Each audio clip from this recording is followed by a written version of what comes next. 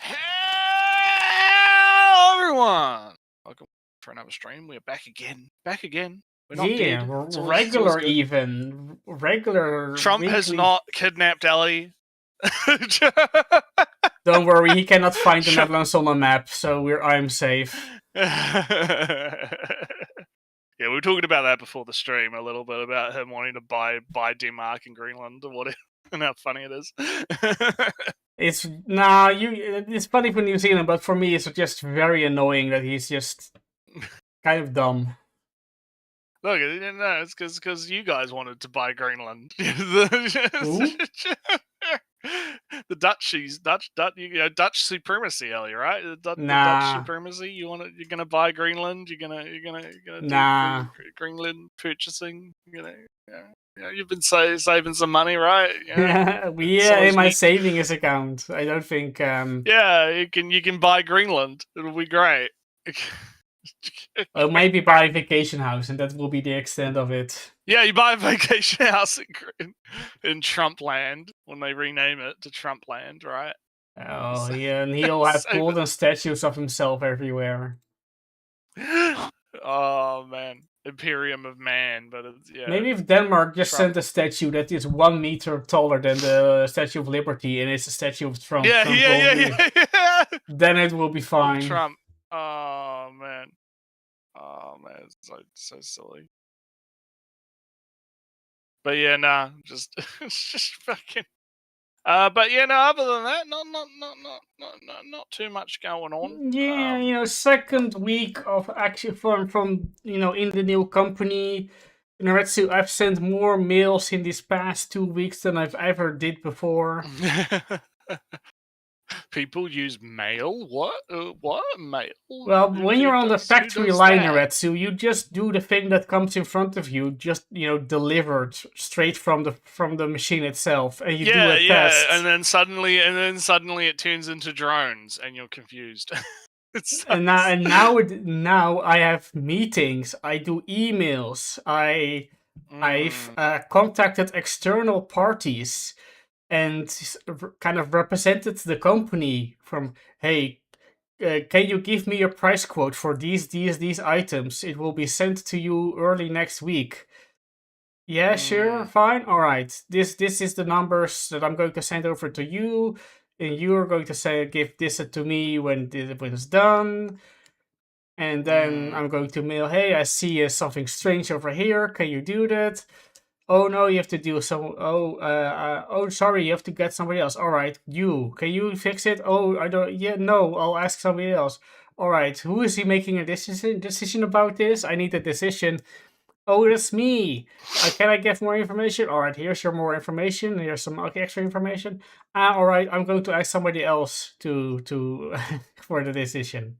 And then 2 days. Fuck this, I'm out. 2 days passes, and then I write a mail that it makes sense with previous mail, and then ta-da, decision made. It's accepted. It's all good. La la la la. Done. Released for production. And now on to the next long email chain to follow up on. Actual office hours, Naretsu. Yeah. It's office hours over here. It's a fun new world. It is indeed. But yeah, I haven't been doing too much. I did snag myself some new God Hand Nippers to work on these model kits that I've had sitting around for a year, so I'm gonna get to work on that probably this week, so it'll be fun. But yeah, other than that, yeah, just the usual. I guess there was some like big Kiwi related news in that EB Games is closing down, pulling out of New Zealand, so that's kind of a big deal. Yeah. Well, I mean, I kind of get it because EB's not been looking too hard. Because what essentially, so to explain for people that are probably American, right? Like, so EB Games is basically like GameSpot, right? But down here, yeah, GameSpot, whatever. Yeah. Right. Down here, and essentially, they came. I remember when I was a kid, right? They kind of moved in and sort of took over all of the other like little game stores because there was a couple of other little game game shop businesses selling their video games, doing all their stuff, right? Pretty normal. And then kind of what happened was,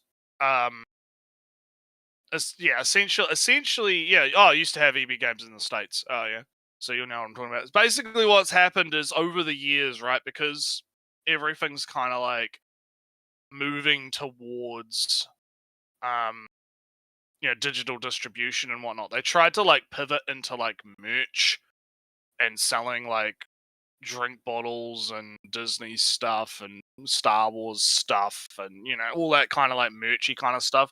But I'm guessing apparently it just wasn't enough for them to continue operation in New Zealand. So apparently they went into like consultation like about a month ago, and they announced literally like two or 3 days ago, yep, 50% off everything, we're pulling the fuck out.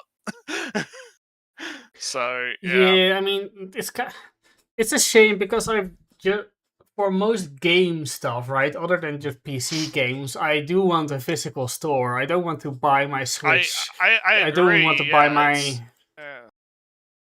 I know, yeah, it's one of those things where it's kind of like, I'm not a fan of the, you'll own nothing and be happy bullshit, right? That's currently sort of permeating everything. It's right? just Where cheaper, and we can pull it later and cut surfaces.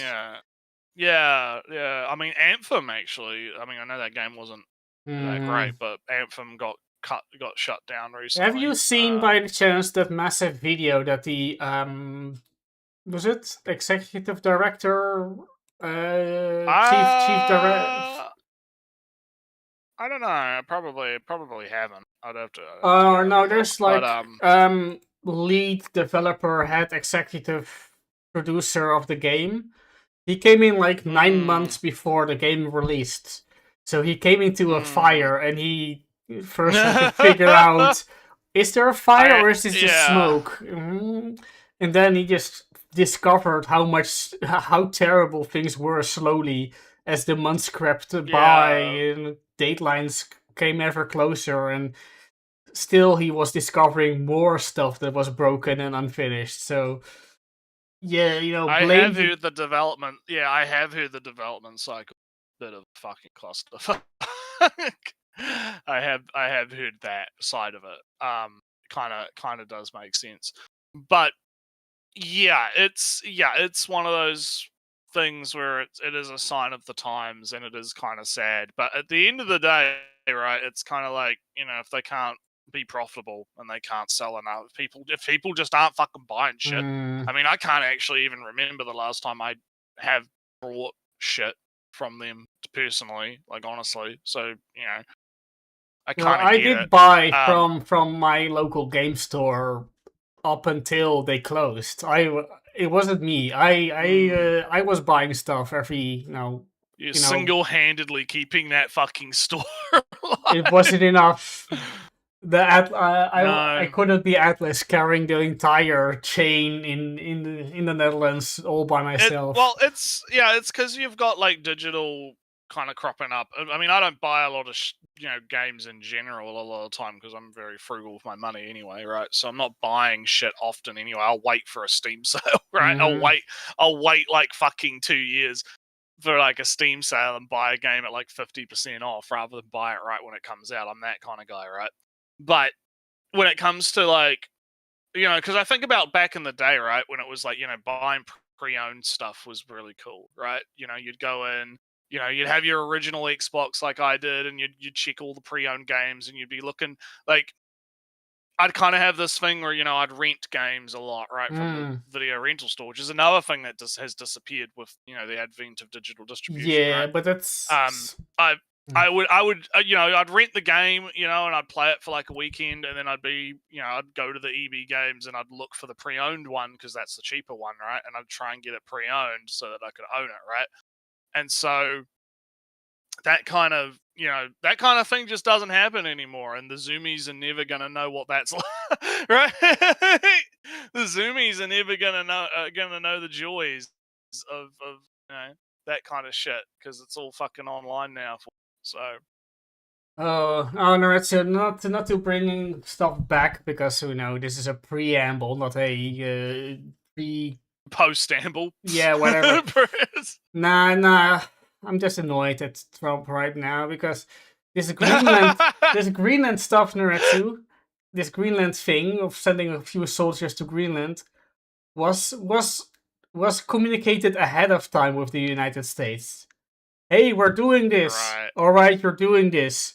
And then Trump comes in later.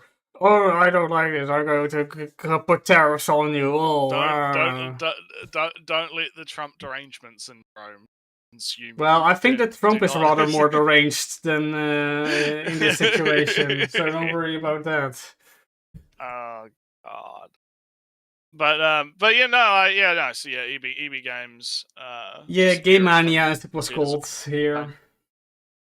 Yeah, like I feel like because apparently they are still operating in Australia, and I feel like you could probably buy stuff from Australia and get it shipped over. But like again, it's not. Yeah, it's not quite the same, right? And I think there is definitely. It is a shame that a lot of physical. Yeah. Although I have heard that in like I know in Britain apparently in the UK there's been like a resurgence in like DVDs, right? Being a thing, people wanting DVD players. It's kind of like vinyl records are kind of coming back in a hipster, in a hipster fucking kind of way, where people all after vinyls and stuff, as like a retro kind of thing. But I mean, on the other hand, it also is. I mean, it is cheaper to just fucking, because with subscription models being what they are, and if you wanted to watch everything, you'd have to buy like 5 different fucking subscriptions and have to spend like God knows how much per month or whatever. During the Christmas period, I was on the island again, and there were like a bunch of Agatha Christie movies. And it was about the Belgian detective. I forget his name already. He has a big mustache. And I watched like some of the older movies. Oh, those are fun. But hey, there's a new version of Death on the Nile and the Orient Express, right? So I thought, hey, well, let me just check Netflix. I got Netflix. Oh no, Netflix did the thing where if you can't do a family account anymore. Because yeah. How dare you fucking share your password with someone?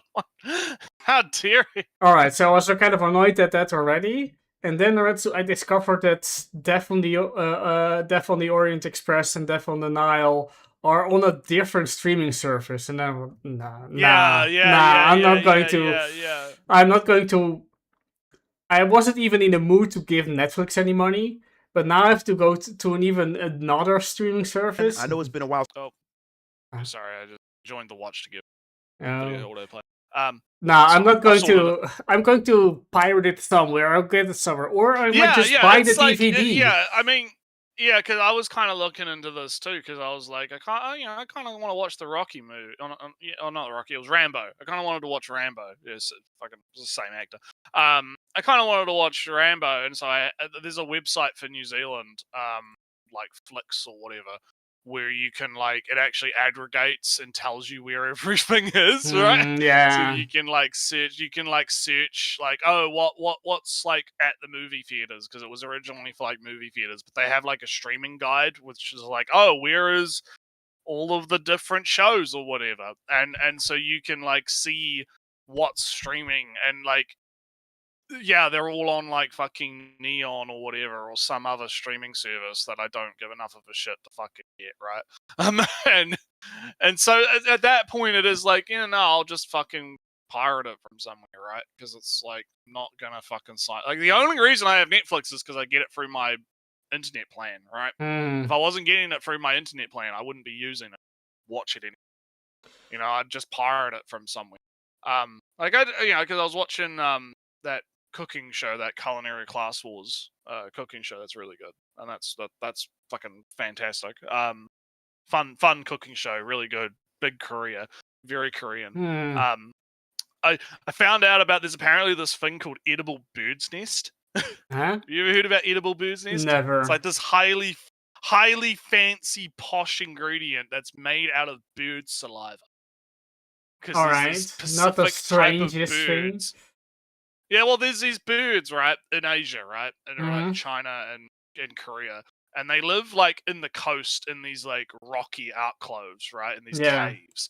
And what they do is they eat this specific type of seaweed, and they use their saliva to build nests on the sides of like rock Yeah. face. And then when they're done with their nests and they fly off, people come out and they like harvest the saliva nests because and then they use them in like soup, and apparently it's good for your skin or something. So you know, I I'm mean, learning about let me I'm tell becoming you. cultured. I am becoming cultured, Ellie, right, by So there watching used to the cooking be a show. variant of cheese Neretsu, Mm. which was fermented with Oh yes. sheep droppings for that extra flavor of bacteria that then ferments the cheese. I don't think it's really allowed anymore because health and health standards. Yeah, all Whatnot. that gay shit. Yeah, But yeah. that was the thing. Some sheep droppings. But you know about the coffee beans eaten by the cats and through the whole digestive system, and then you brew them. Yeah. People have found ways to Yeah. eat anything for any reason. Yeah, they're coming up with all kinds of funny shit. But yeah, no, yeah. So yeah. If it's something I given up, like I'm probably gonna end up pirating the Pit season 2 because I quite liked the Pit. I found both that. Death on the Nile and Murder on the Orient Express. They both were DVDs, €10 each, basically. Yeah. That is more worth it to me than getting a subscription for. I don't know. I don't know. Whatever. Yeah. It's just more hassle to get a subscription and then watching- cancel it than just buy 2 DVDs. Yeah, because exactly, and yeah, it's crazy. So anyway, I guess we can like switch over to finding. We're gonna find out why video games better in the 2000s. Definitely better in the 2000s. Yeah. Natsu, I pulled up Morrowind because that's a fun game. I think it's fun, and yeah, it is it's in the Morrowind. 2000s. Yeah, games were way better in Morrowind era. Which I mean, I'm not going to argue about. I'm not going to argue that Morrowind is not a good game, but to say that my interesting thing about the title of this is that it's not nostalgia, right? Like he's going to make a point that it's not nostalgia, which is what interests me, right? Because I would argue that a lot of it is kind of nostalgia because I agree. I've just mentioned I grew up on the Xbox era, right? So yeah, playing those original Xbox games, and I would view a lot of those as being quite I would view a lot of those as being really good games, right? Fun when I was playing them as a kid, right? Big thing. So it is kind of difficult to take the nostalgia goggles off and kind of be like, oh, maybe these games aren't quite as good as I remember them being. Well, I was just Maybe thinking about Naretsu. Have you ever played Rock Raiders? No, I have not. Alright, Rock Raiders was like a Lego game, a Lego PC game. And it was an RTS where you build a base and you had missions and you had to, had an underground rock theme with, drilling through rock stuff and building like a base underground to get power crystals you find in the rocks. And they're kind of monsters, rock monsters that you have to defend your base against. You had your Lego sets, but you also had this game. And Naretsu, I have very fond memories of this game. If you ask me, that's a fantastic game. But Naretsu, I haven't played it since I was that young child playing that game. Yeah. Is it actually good? I have no idea, but I will tell everybody it's a good game. I haven't played it in how long, I don't even remember. That is usually how it plays out. But yeah, we will. Yeah. So let's see what our man's got to say. I'm interested. Like I said, if he's got a point that is, not the usual, right? It could be could be kind of fun. So yeah, let's see how we go. Hey everyone, I know it's been a while since I've been online, been dealing with some PC issues, but it actually gave me some time to sit back and think about a few things. A lot of you come to this channel and you oftentimes hear me talk about the modern state of gaming. Or if you go on social media, you'll see the discourse where everybody don't like the state of modern gaming. And they're not too hopeful and Donkey Kong, when it comes to the future games. of gaming. yeah. Gaming is. I don't know if he's one of those gaming is dead fellas, but like he kind of sounds like it now. Gaming is all bad. It's all terrible. It's all and then it's like what you're showing like quite literally like the best shit that's fucking come out, or at least what most people would consider. I had a lot of fun with Donkey Kong. I had a lot of emotional resonance with Metaphor. I mean, whatever other game. I've been playing Mech. I mean, I was playing Mech Warrior 5 quite a lot for a bit. I mean, what about Helldivers? Helldivers also is super new and very Helldivers fun. is alright. I mean, even I completely forgot. I need to. Oh damn! Crusader Kings is 2020. Almost forgot. It's because I got a drink bottle of water now that I've been sipping on, so I kind of forgot that I needed to drink. But anyway, well, we can name endless amounts of games and say they're very good. Oh yeah, and I mean that's kind of what I think a big problem, and I feel like we've talked about this before with these kinds of videos. Yeah, like when you're the kind of guy that like focuses solely on AAA, hot new thing, have to be at the cutting edge, right? Yeah, you're probably going to be disappointed because most AAA stuff is slop, right? Let's be real here. Most AAA stuff is indeed slop. It is indeed kind of bad. I would argue that if you what you got to do is you just got to find stuff that you actually do give a fuck about and like focus on that instead of forcing yourself to play shit you don't like just because it's popular, right? Is part of the problem. Because like I don't fucking go out of my way to buy. I mean, I mentioned before, right? Like I'm the kind of guy I will literally wait like 2 or 3 years for a game to be like $10 before I fucking buy it, right? So I kind of like, because I have that sort of frugal mindset, I don't jump on things right away, and I sort of let things kind of sit for a bit before I like jump in. And it is interesting also looking at like stuff like Steam, right? Like if you go to top sellers, like what are the top sellers right now? It's fucking free games. It's Marvel Rivals, Warframe, Arc Riders is $70, but so that's a paid game. FIFA or EA Sports FC, I guess, because they can't use FIFA anymore, so they have to call it something else. Where the Winds Meet, which is that like Wuha fucking China game, right? Or whatever. Wuxia game, yeah. Torchlight Infinite, that's a free game. Quarantine Zone, I haven't heard. Oh, that's the one when you like. Paper Please, zombie apocalypse. Papers Please, if it's zombies, yeah. Space Marine is doing pretty good. That's like 60% off right now. It's like $50. That's not bad. Withering Waves is quite high up on there, and Apex. So that's like the top on my list at least, right? So like, I think that it's interesting that majority of the games on that list are free games, right? That is that on your on the top bar with I am on the front page top sellers. All right, top sellers. I have a completely different list of top sellers. Of it might be based on region probably. Because I have like I got FIFA, Arc Raiders, the Steam Deck, Quarantine, Euro Truck, Star Rupture. The Steam Deck.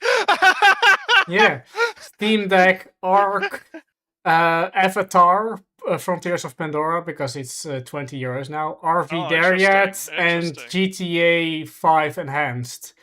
So that's the bestseller list. Oh yeah, I mean hentai games you can probably get at launch because they're cheap as shit. So that helps. I mean, you do have like in new and popular. I got Smutstone, like a cheap card game where the girls are naked.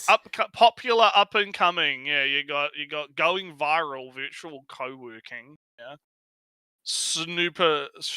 Oh, that looks fucking terrible. There's a lot of slop, right? There's a lot of slop, but there's also a lot. Like, I think the trend right now on top sellers is an interesting one, where a lot of them are free games, right? At least for me, anyway. I think it kind of says something about where the state of gaming is, because I don't think people are like really going after a lot of these like bigger titles these days, right? They're not really going after stuff that's like really expensive unless it's like proven to be good, right? It's probably why we're seeing like the uptick in games that are, you know, Withering Waves style, well, not MMOs, but like Withering Waves, like gotcha games and stuff, right? We're seeing like this like resurgence of that because they're free. You can play them without having to like buy anything. If you want to buy stuff, you can, right? Like, it just kind of works, right? So yeah, there's some interesting stuff going on there. It'll be interesting to see how Enfield plays out with because fucking Yeah, I mean, because Enfield's coming out soon, and that's gonna be fun. well, I cannot. The game I've been playing for the past 2 weeks the most is Star Sector. You know Star Sector, Naruto? I think you've mentioned it before. It's that top down, you're talked flying your about it, yeah. spaceship and doing trading and smuggling drugs and killing AI, the evil AI in the outer reaches, and trading between the core worlds, between the hegemony and the Ludic path and all this stuff. Oh, Seth has a video on it apparently. Yeah, yes. I've probably watched Seth's video on it. It's Probably. Fun game. no, Unfortunately, I've kind of beaten it right now. But you know, I did see some videos. You know, you search it for it once, and you see some videos of it on YouTube, and then you watch them. Oh, they're kind of fun. But yeah, no. So I see that those videos have a lot more features than what I have. And oh no, the mods are apparently oh no, bare required, it seems. So yeah, I better start it's been a funny new because run. I've been watching Cleo play BattleTech, the Harebrained Schemes one, the one that's top down, and every time she streams, she gets like a million people be like, mods? Are you playing with mods? Which mod? Why don't you have this mod? Why? Yeah, no mods. It's either that or people talking about Tex Talks BattleTech and like annoying the shit out of it. I feel people really. I get it if it's like someone new joining the stream and they don't know, but at the same time, she has like the patience of a saint, because I would be screaming at people. I would be like, please shut the fuck up. I know you guys have said this like 20 fucking times. Okay, right? I would be losing it at chat.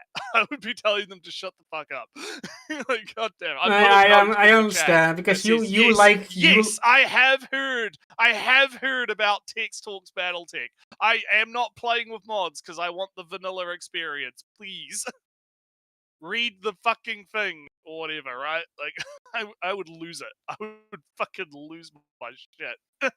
No, so I tasted the vanilla. I kind of beaten the vanilla. So now, but you know, all those fun YouTube videos showed that you could conquer planets and I'll do all that stuff, and that's not in the game I have. So I better get those mods running so I can, you know. Time to go down the rabbit hole. Yeah. Yeah.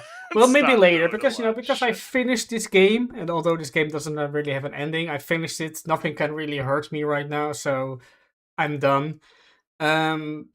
I think I should move on to another game and see if I can, clear that backlog a bit.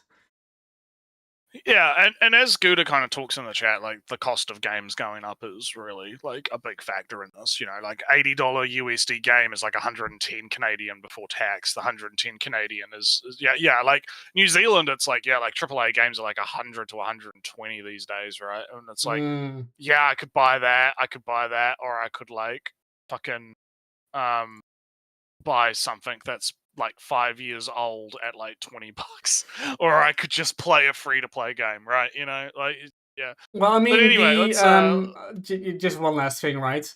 I said before, right, that Avatar game, the open world slop of the of Ubisoft. I'm not averse to that. I like, give me a big world and a big list, and then you'll make me happy for a bit. But I wasn't going to buy that at 60. $120, yeah. Yeah, so I'm kind of just waiting until it's like 15 or something, and then Yeah, you just wait like a couple of years, and then it's like. although I It'll do get, like, a see now it 90% has off. the base price of the game is now 30. So Yeah, it's already happened. yeah. So I just need to wait one more year, and I can have play the Avatar open world slop for us, for 100 hours, and be happy with it. But that doesn't But mean anyway, the game is let's- bad. By the way, that the other Hmm. games in the past were better. It's just that right now I have other games to play, and it cannot capture my attention hard enough with the price for me to set it, above other games. Hmm. Although I Right, do let's, try to play more games with a definitive end, because you know me, I'm the 4X gamer, I'm the endless campaign gamer, Hmm. but I do feel the need sometimes to actually finish a story. Yep. All right, let's see what our man's got to say. But the main argument or the main conversation that people seem to have is the fact is that the early 2000s of gaming was much better, or some people would say it's the golden era of gaming. And sometimes you will often hear me say it on this channel in numerous videos. Hold on a minute. Perv man that I am. If Look Dead at or that. I Alive. remember. So I have a funny. So back in the day, we had the original. It was like Xbox magazine, like Mhm. Australia, New Zealand, or whatever, and they did do a Dead or Alive X fucking cover on one of the fucking things, and I remember like smuggling that shit into school back in the day. Not for any like weird, because back then I'm a kid, right? Like I'm Mhm. not giving a shit about like oh wow, sexy woman, right? To me, it was just like whatever. But it was more because like we were like reading about like all the games and stuff, right? And because it was like yeah. But I didn't get in trouble for it, but Hmm. it was really funny thinking about it in hindsight, because it's like Other I'm smuggling this priorities. fucking. Yeah, I'm smuggling in this fucking like Xbox magazine with the sexy fucking DOA girls on it to school. And we're not even smuggling it for the purpose of like the sexy lady or whatever. We're just doing it to read about the video game. No, but I sadly don't have any of those anymore. I think we lost them in one of the moves, so I've got no idea. I don't think do they have exist anymore, some. I do have like at least one of the of a gaming magazine of years past now. But I'm going to criticize this list a little bit quickly, because advertisements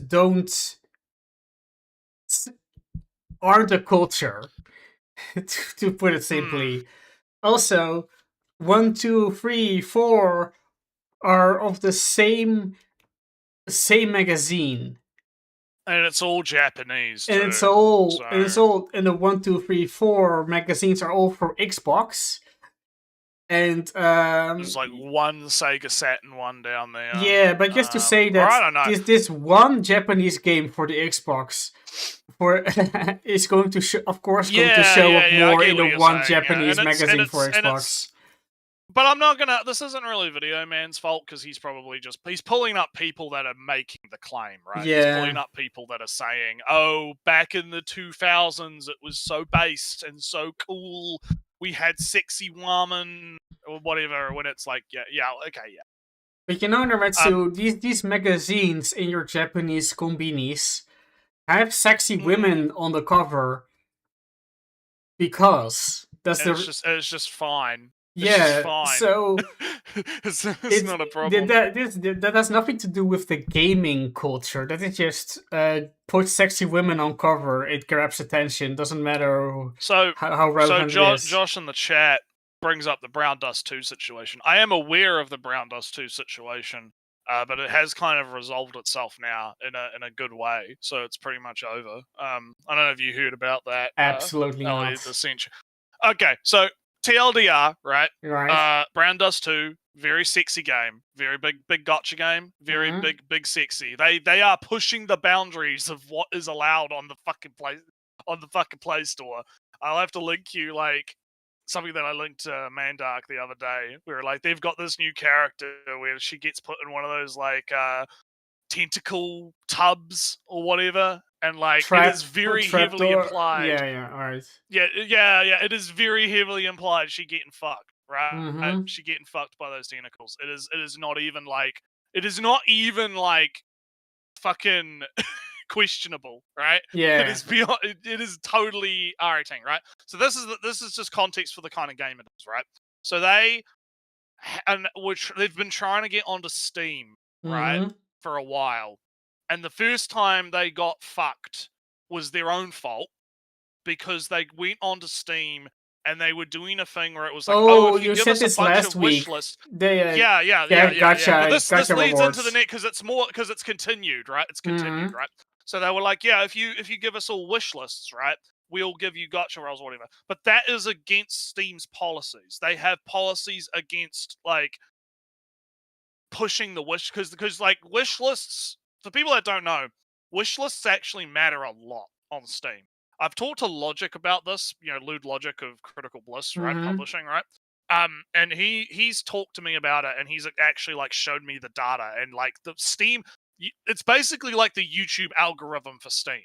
If a game gets a shitload of wish lists within a short period of time, Steam essentially looks at that and goes, oh, this game is like popping. We're gonna like push this into like the front page, right? And into, you know, people's algorithm Yeah, I stuff, also right? heard other stuff, just to jump in with one bit, that Mm, having your game wishlisted bypasses otherwise the Steam algorithm for that one user.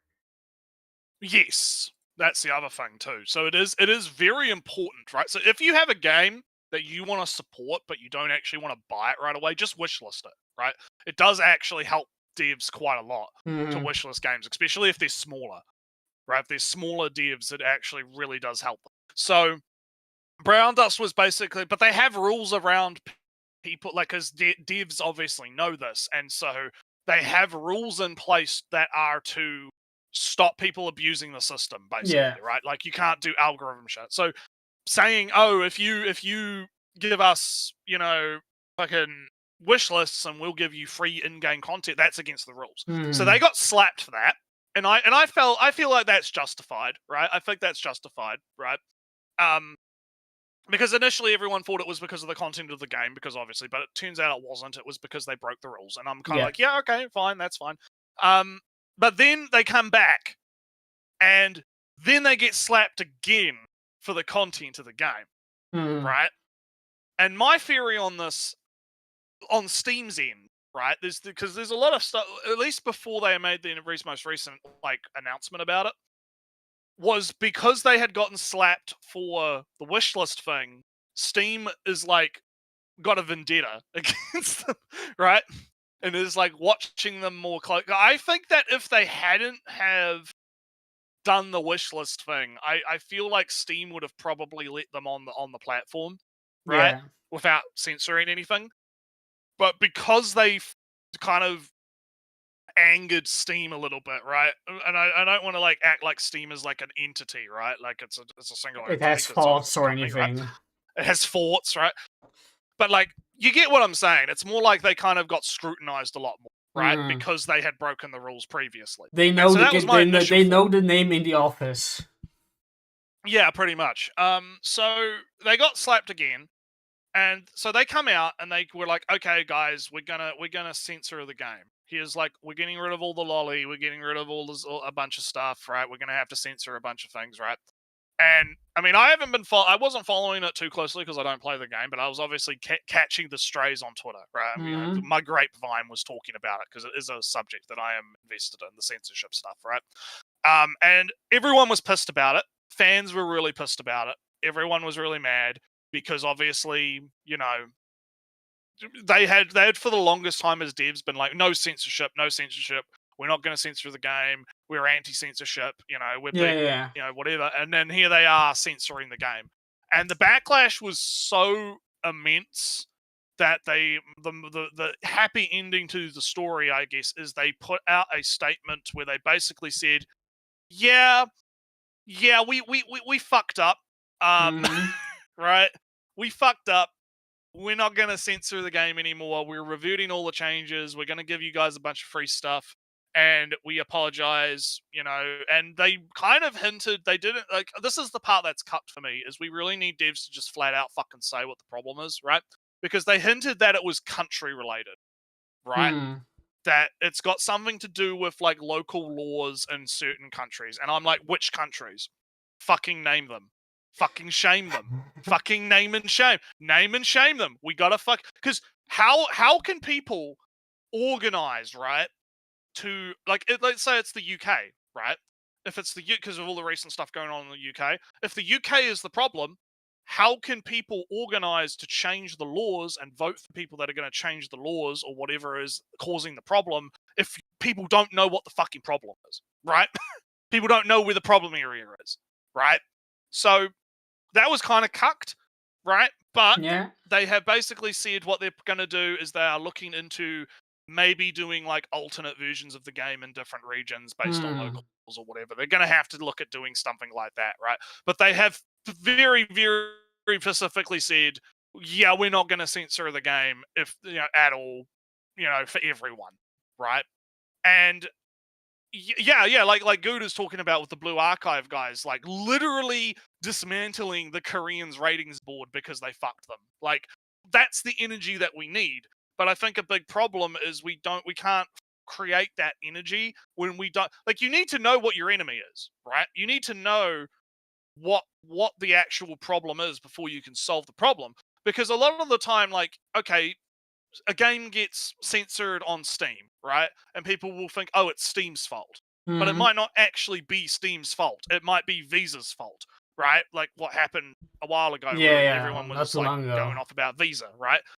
Yeah, so you need to know where to direct the anger, right? So that we can actually get results. Because in this case, we did actually get, I say we, but the players of the game and anti-censorship advocates, right?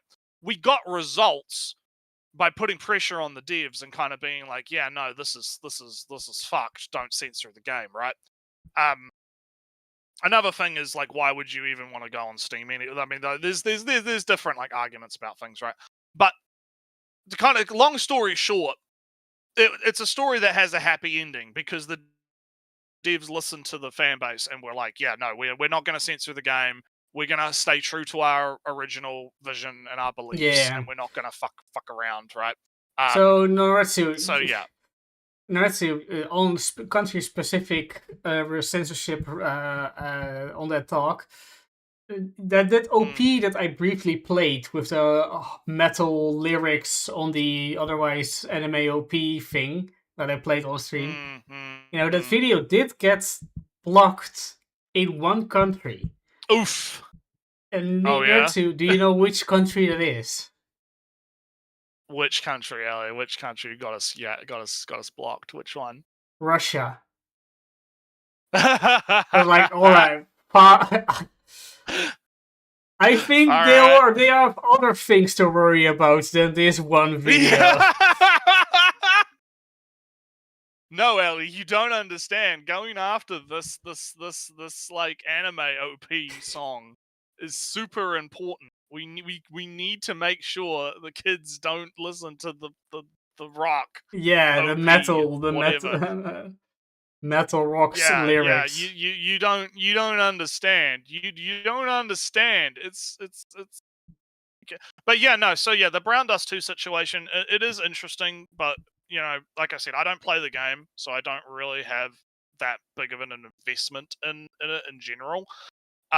However, I would say good on them for reversing course, right? It's always good to see devs stand up for their creation, right? And sort of, not fucking go to shit. But yeah, end of the day, we'll, hopefully things kind of play out well for them. But yeah, moving back to actual video. Why not play it? Because Joshua, I got shitloads of games I'm playing. Right, I've got GFL 2, I got GFL 1, I got Project Neural Cloud, I got Azure Lane, Ark Knights, I got Infield coming up soon that I'm going to be playing. Like, I've got too many fucking games. All right. You know, I'm not into the gachas regardless, but you know, like I said, I've been playing Star Sector for the past 2 weeks. You know, when I get Like, off look, of I'm my gonna be office like job. that fucking meme video. I'm gonna be like that fucking meme video on Twitter that people have been posting of the guy who's like doing every single fucking gacha game daily in 20 minutes, right? Like, we're gonna be that fucking guy if I'm not careful, right? Yeah, and Like, then I you gotta know, pick and choose. I gotta pick and choose what I'm playing. I haven't finished. Time to go do Gunsmoke. Yeah. I did my Gunsmoke last night, Gouda, because of my new phone, right? Because I got my S21. I got my new phone. Man, God, I know we're getting like really off topic here, but like, I think I might have said this last stream, but going from like the S21 to the S25 is like going from a fucking PlayStation 2 to a PlayStation 3. It's fucking crazy.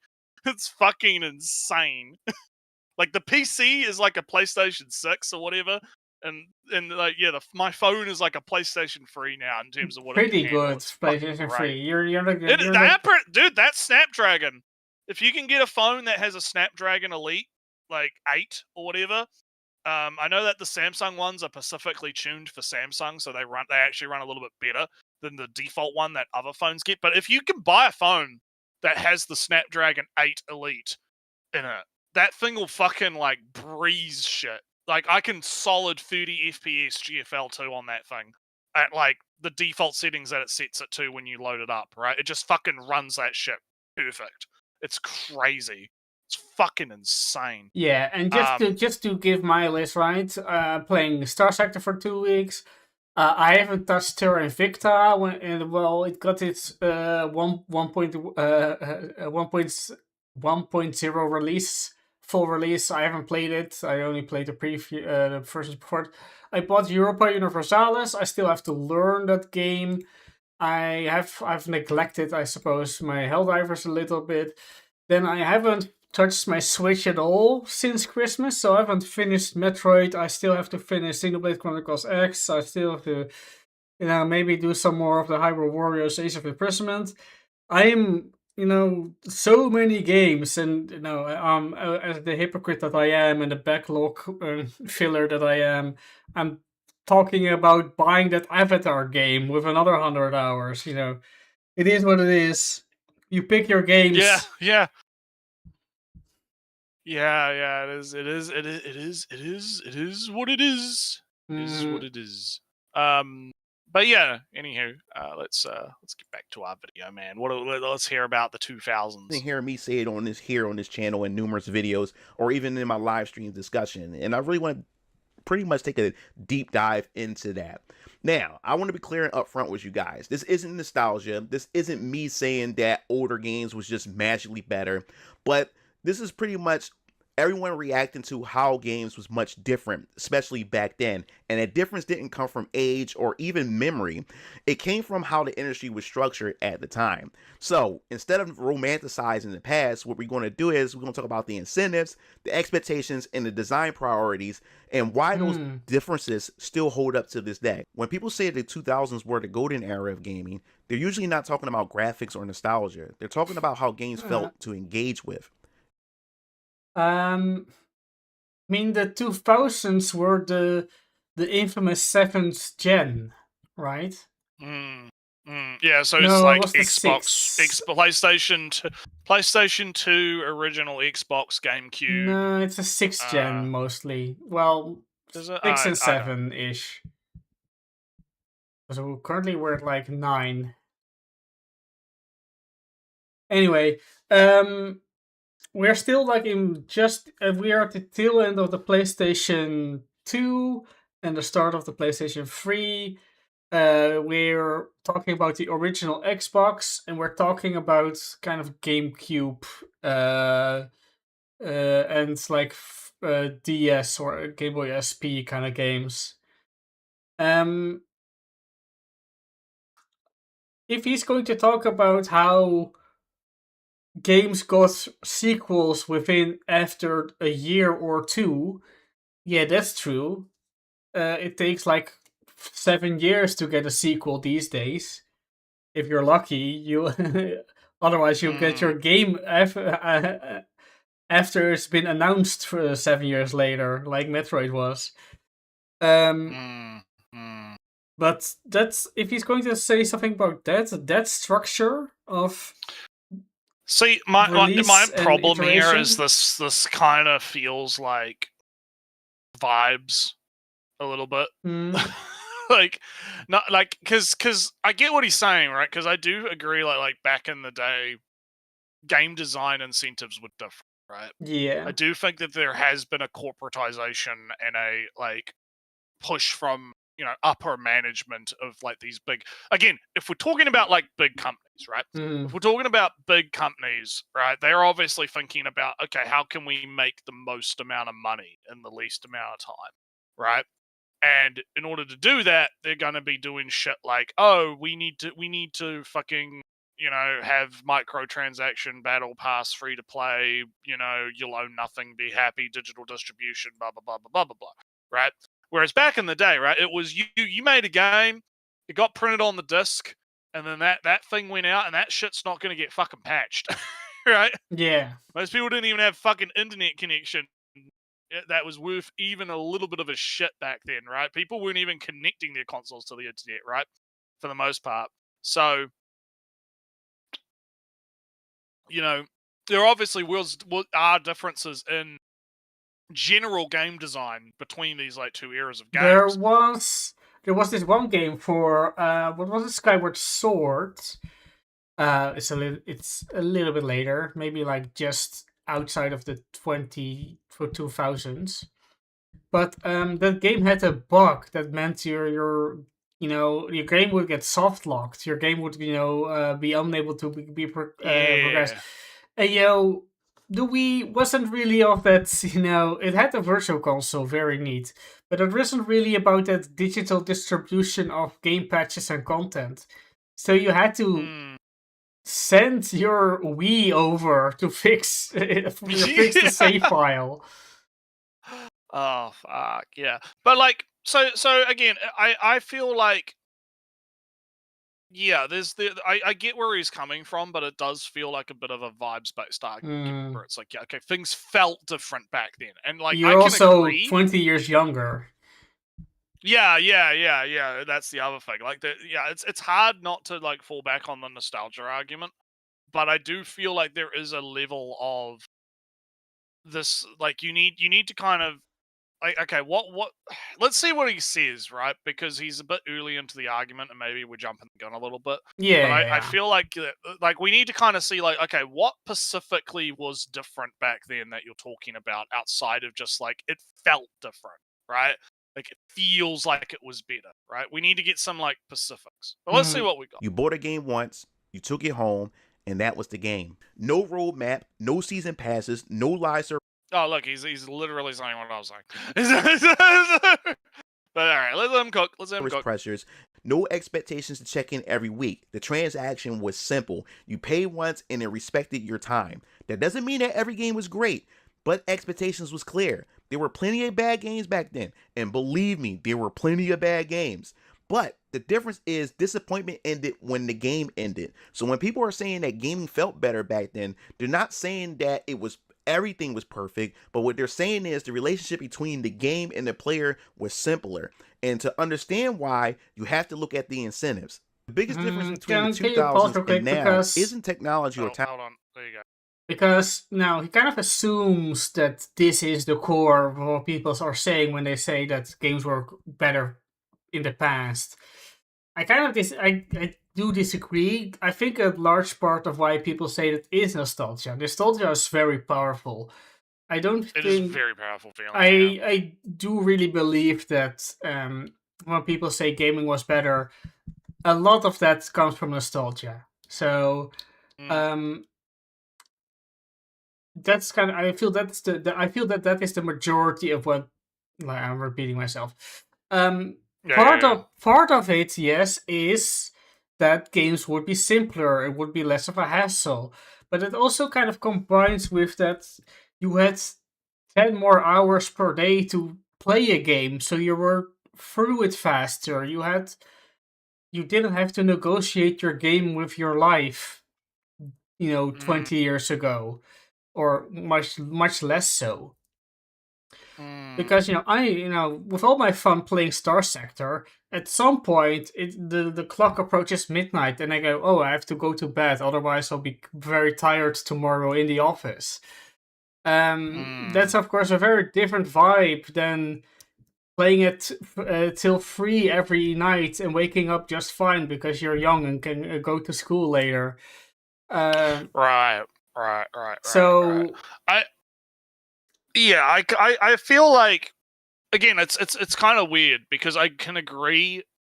Like, obviously, things have changed since the time when we were kids, right?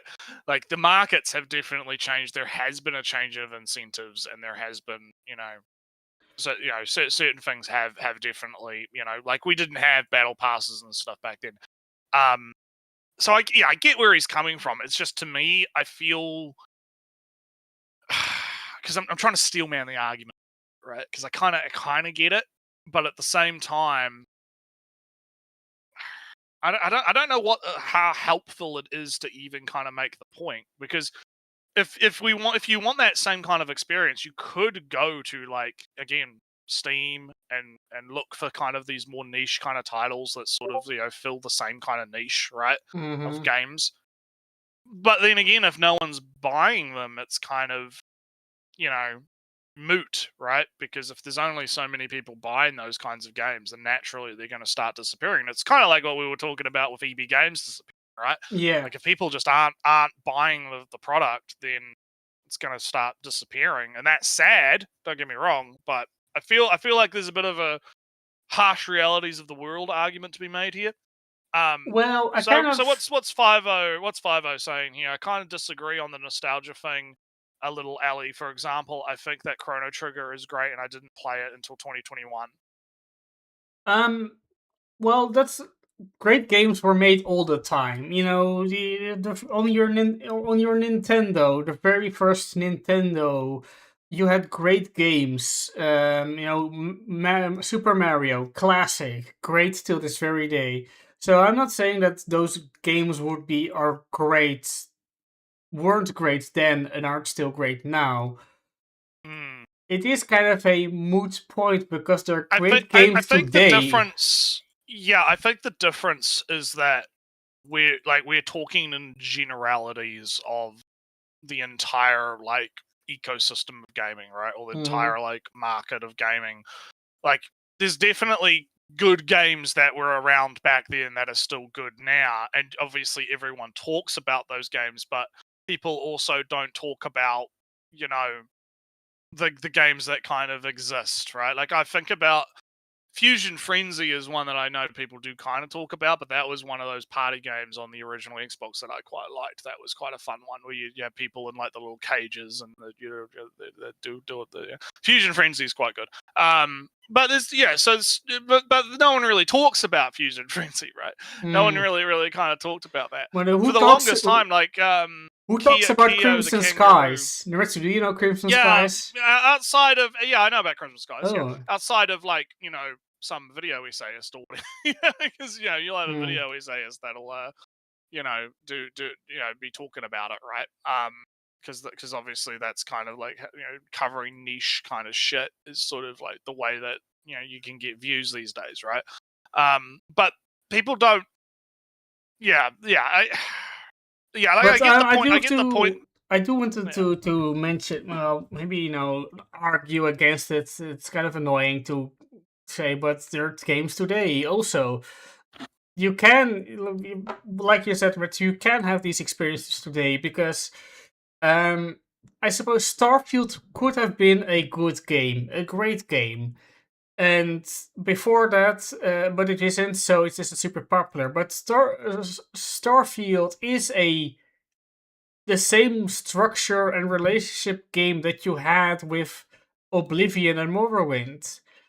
It is the same relationship you have to Skyrim, same relationship to Oblivion, where you buy the game, an expansion comes out, and you play the expansion, and that's the game, right? It's funny you bring that up because there was an interview or something that I was reading. Well, not reading about it. I saw it on Twitter where so there was a guy who was like one of the lore guys at Bethesda for like 10 years since like Oblivion, and he left after he quit, and he quit specifically because so what happened was they finished Skyrim, and Skyrim was really big, and Todd was like, okay, I'm going to promote you to like the head guy on Elder Scrolls 6. Yeah. Right? You're going to be the head story lore guy on Elder Scrolls 6. But then what ended up happening was they made Fallout 4, and Fallout 4 was, successful. How you feel about Fallout 4 aside, right? I'm not a massive fan of it. But basically, the guy kind of got shafted. He kind of got shafted because they went straight into making Fallout 76, and then that was a disaster. And then they went straight into Starfield, and he viewed Starfield as kind of like this fucking, like, basically he's getting shafted because he was like, hey, I want to work on Elder Scrolls, right? You told me I was going to be the guy for Elder Scrolls. And then eventually when they do get around to Elder Scrolls, they basically told him, oh no, we found someone else. We're putting someone else on it. And so he was like, oh, well, fuck you then. And just... and he fucking... it's kind of... So Bethesda's kind of in a bit of a bad PR spot right now because of that. A little bit. But essentially, I get where you're coming from, where it's like, it is like...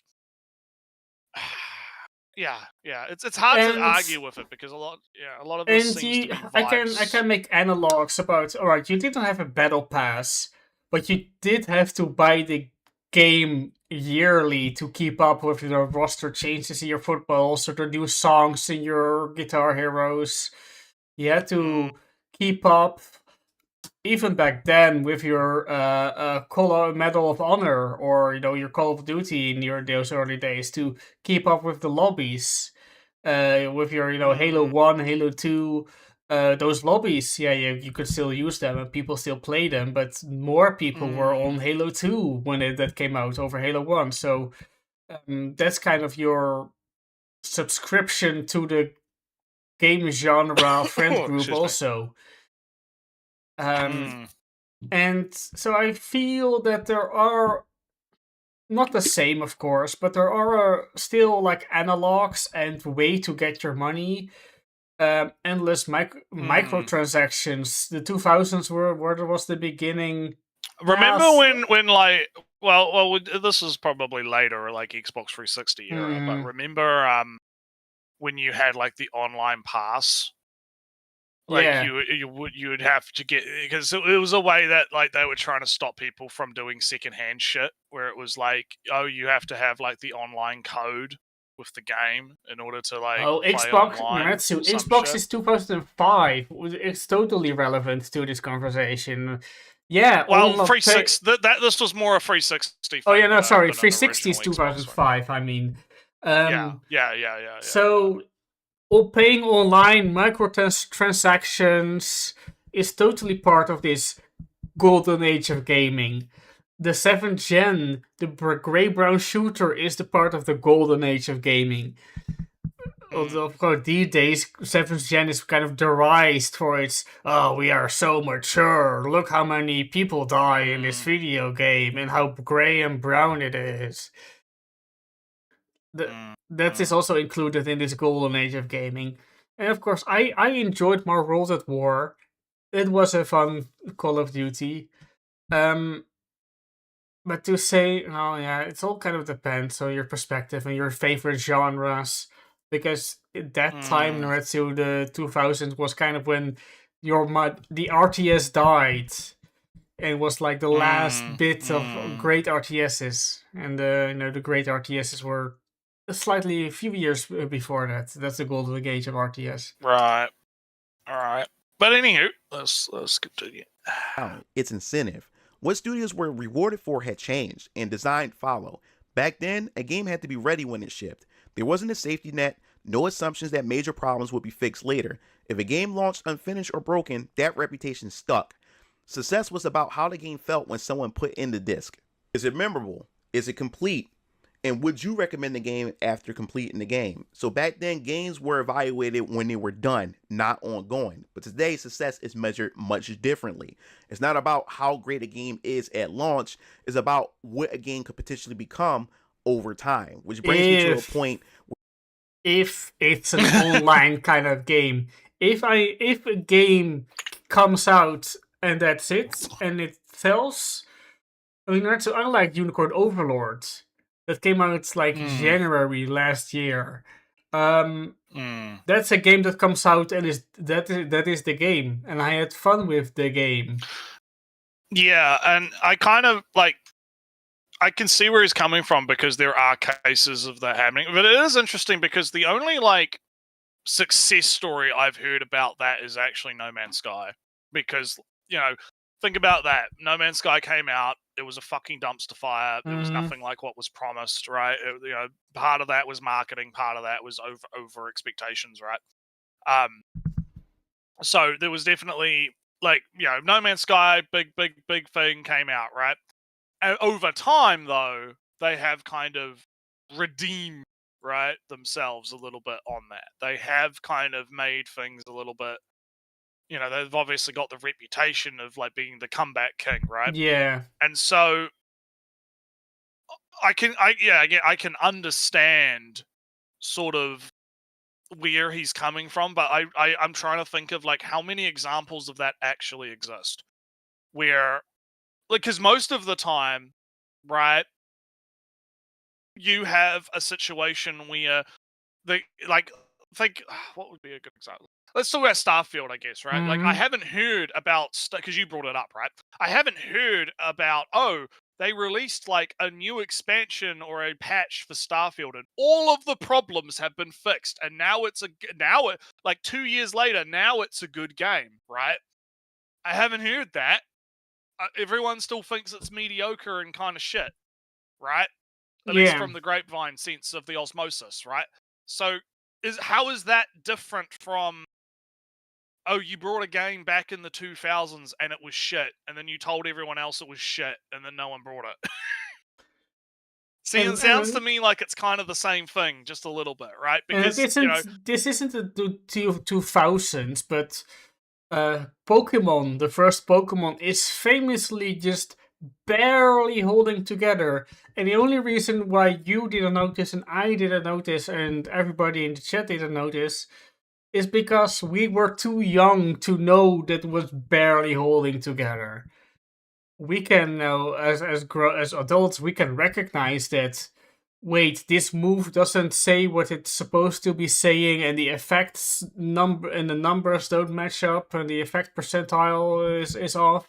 We can notice it now, but when Pokemon first came out, absolutely not. We just played the fucking game. Yeah. Yeah. So and the game and the game was the game, right? Like, the game was just the game.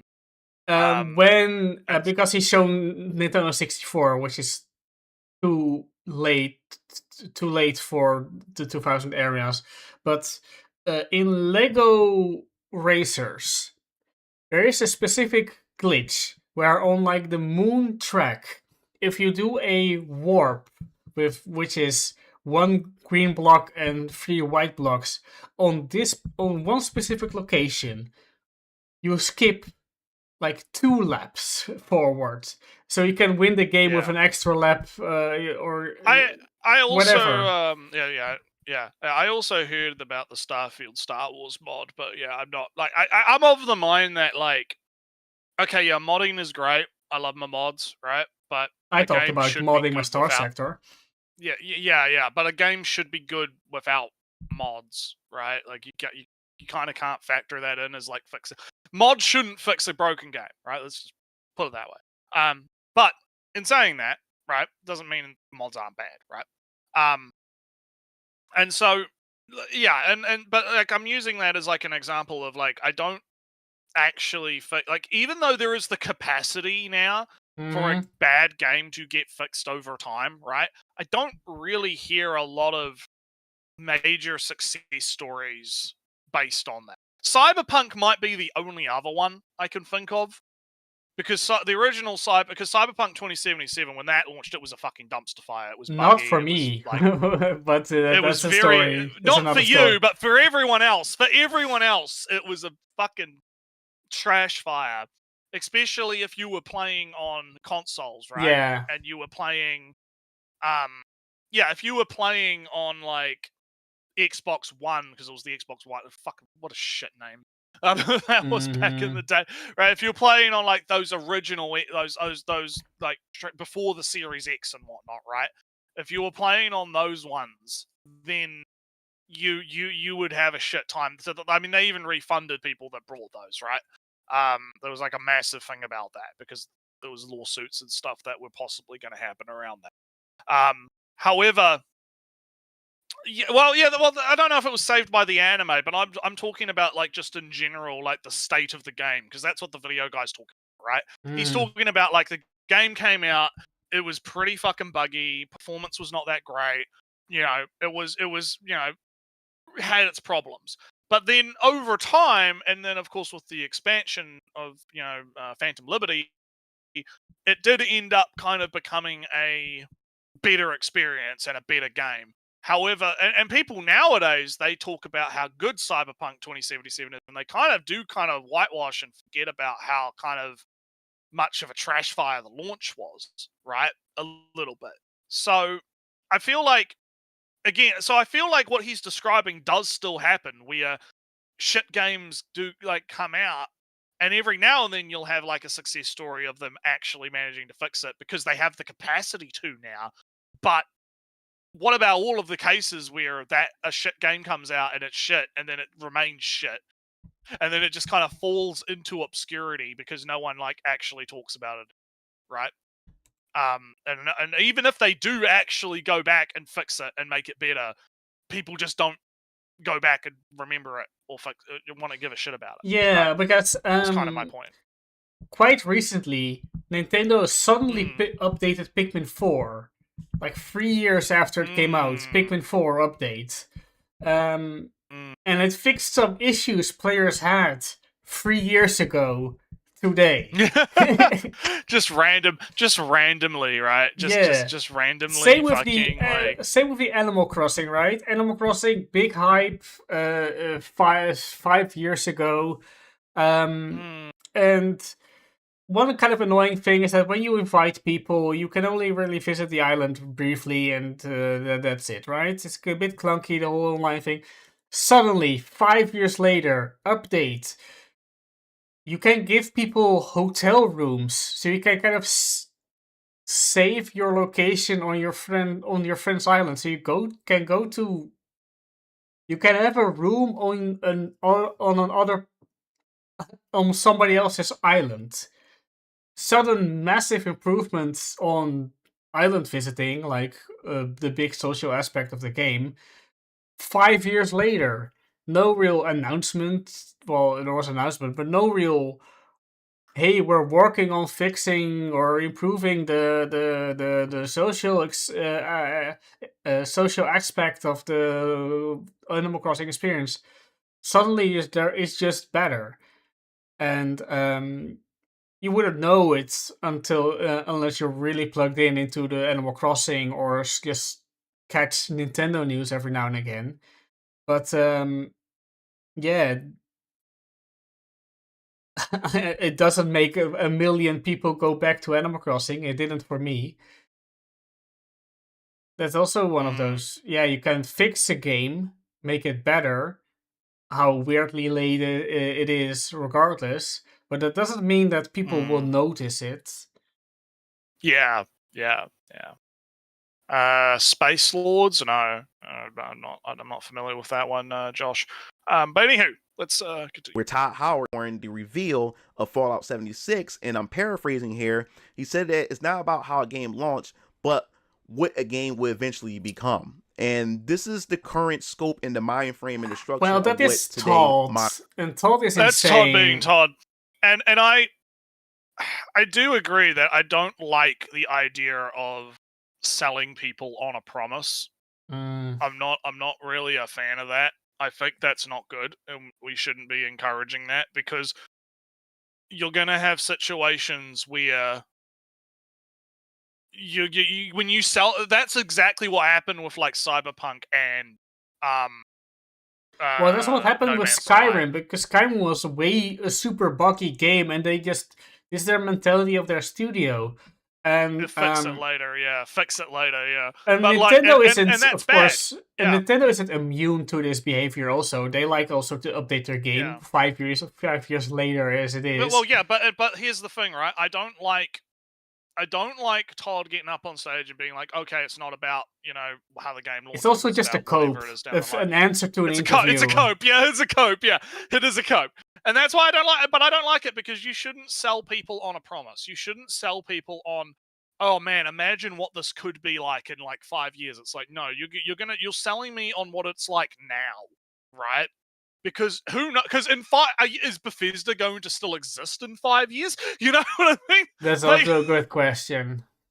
I mean, they got brought by Microsoft, and apparently things seem to not be going too well over there, right? And things have apparently not been going well over there even before the acquisition. So it's kind of like, is Bethesda even going to exist in another like 10 years? Like, don't sell people on a promise, right? So I don't actually disagree with Video Man, right? I think this is a bad mentality. I don't like that a lot of modern studios, especially in the AAA space, have moved into like, oh no, we have to sell people on the idea of something, right? The concept of something, instead of trying to sell people on what the thing actually is, right?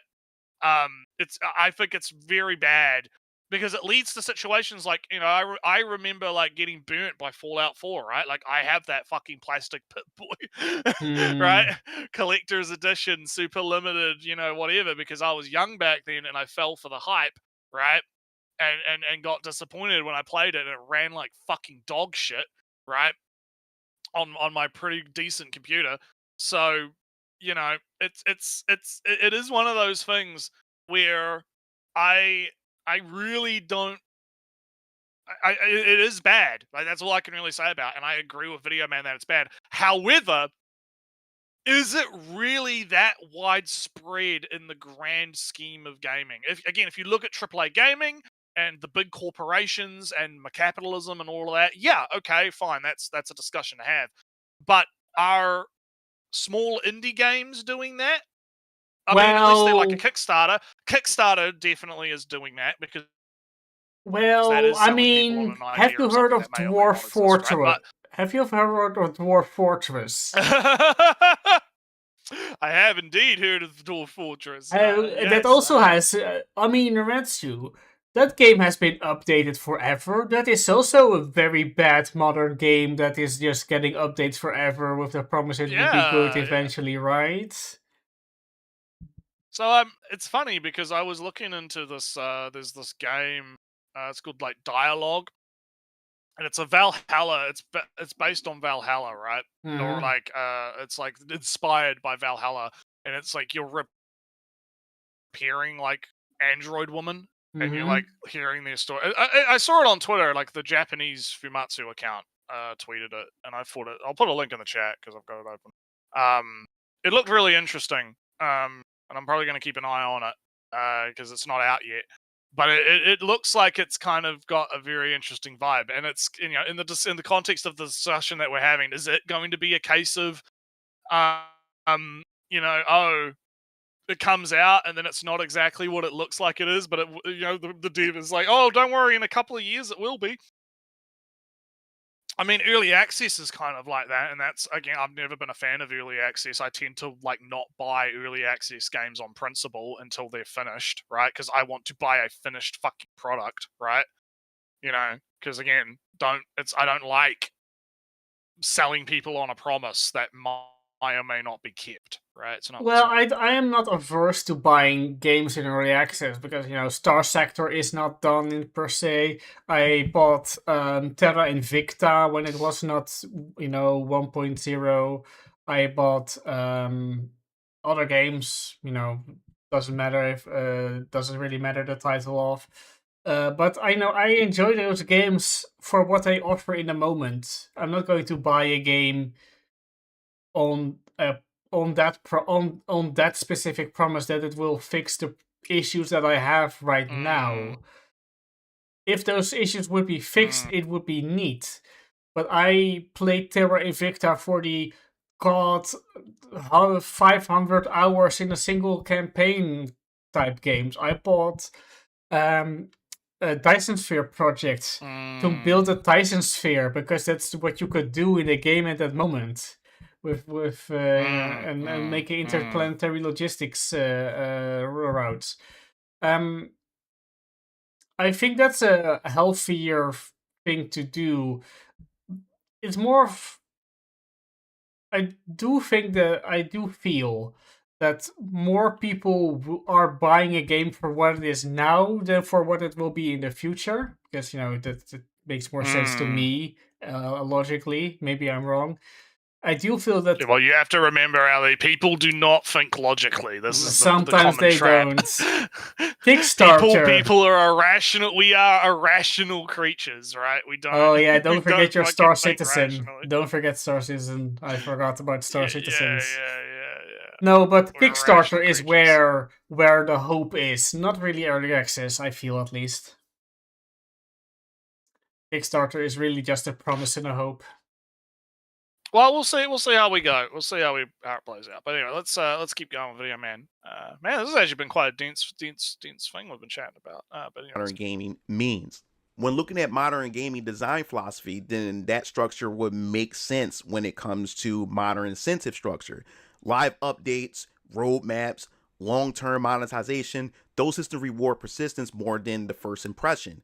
But for gamers, that means the launch experience is no longer sacred. You're being asked to buy into potential instead of completion. Sometimes that works. Some games genuinely improve, but it also changes how players relate to games.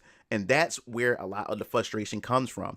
There's always more to do. You're never quite finished. Closure used to be part of the experience. So when people say that I think we've kind of already treated this ground. Yes, we covered points in this already. Just to maybe summarize it with, this is not universal for the era or for the games or for how games were made, because this exists, this modern, what he calls modern, existed then, and the old ways exists now. So unless you can, well, maybe not to say that his argument's wrong, my argument smart, but if he's going to more mention about how development times are way longer, which means that there are less appetite for risk, that means that it's more efficient to pool resources into a single game and improve that game rather than try to make 2 games, because those 2 games will take 10 years each. Well, fixing a game that might not meet expectations on release just takes 2 years. So you already, 5 plus 2 is 7 instead of 2 games each is 5, and double the cost, because you're making a new game. You can't reuse those assets, of course. So, and it's double the price and double the development length and release length. Or you do one game that's 5 years plus 2 years to fix it, and you don't have to remake the assets. I think Gouda makes a good point about scope creep in the chat. I think that's also a big problem with modern AAA, where they try to kind of that's why we've been seeing a lot of AA kind of succeed, because when you're more hyper focused, right, on a specific thing. Yeah, fast and agile. When you're more hyper focused on doing one thing and doing it right, instead of having a situation also where iteration, reuse assets. Just do a Majora's Mask of the on the Ocarina of Time. People don't care that much. I mean, it is interesting how there is a difference in philosophy. You see this a lot more in Japanese devs when we're talking about hentai games, funnily enough. Because when I've noticed this a lot, when you have hentai games that are Western developed, right? A lot of them do tend to go for the sell you on the promise, Kickstarter, Patreon constantly update the same game until for eternity, right? Mhm. And never actually finish it. Whereas with a lot of Japanese devs, right, and you see this a lot with the ones posting stuff on the L site, right? Or like when they're doing RPG Maker or those kind of more basic kind of games, right? They will finish a project and then they're done. And then you might get like a couple of bug fixes after it comes out. They will immediately pivot into, okay, guys, I'm making like hentai game 2, right? Different Or something, different right? style, different theme, but I'm going to take the mechanics or the scripts that Yeah, I'm gonna I take the same learned. mechanics and the same idea, but I'm gonna make a just whole new version of the same game almost, but it will have like different maps or something, right? Or different And new characters. scripts to use in the Yeah, RPG engine. yeah. So there's like, I wonder how much of it is a cultural thing, right? I wonder if there's like a cultural element here, because I bring it up with Japanese and Western devs because that is where I see the divide, right? A lot, because I follow a lot of devs, right? Hmm. That do this kind of stuff, right? And so yeah, I wonder if there is like a divide in the philosophy where the Japanese side seems to be more about create the finished product, put out the finished product, move on to next product. Whereas with the West, you see a lot more of the selling people on the promise and then never actually delivering on the fucking game because Well, they what I just keep actually see, updating forever. what I actually see in Rensu is endless voice packs. Endless ASMR voice packs being released, and I don't care for those. Well, that's just because that's a new trend thing, but yeah, but you get what I'm saying. But anyway, let's keep. Gaming felt better in the 2000s, they're not longing for the past. They're reacting to a system that reward completion over continuation. And when incentives change, design change as well. Once incentives changed, design had to change with them. Not because developers forgot how to make good games, but because games were being built for a different relationship with the player. Games used to be designed to be completed. Now, many are designed to be continued. More recently, though, I bought a PlayStation 5 just to play Gran Turismo 7, only to find that that series is now a grindy loot box live service game that is a joke when you're offline. They can't just give you an offline arcade mode with all the cars and tracks, because then you won't spend real money to buy fake money to spend on fake cars so they can keep the modern unsustainable server life cycle going for a few more years before cutting everyone loose and moving on to the next grift. The shift alone. So the only thing I can really say to that is you just like, okay, first off, did man do zero research? Yeah. Right? Because my response to this would be, why the fuck did you buy a PlayStation 5 for Gran Turismo 7?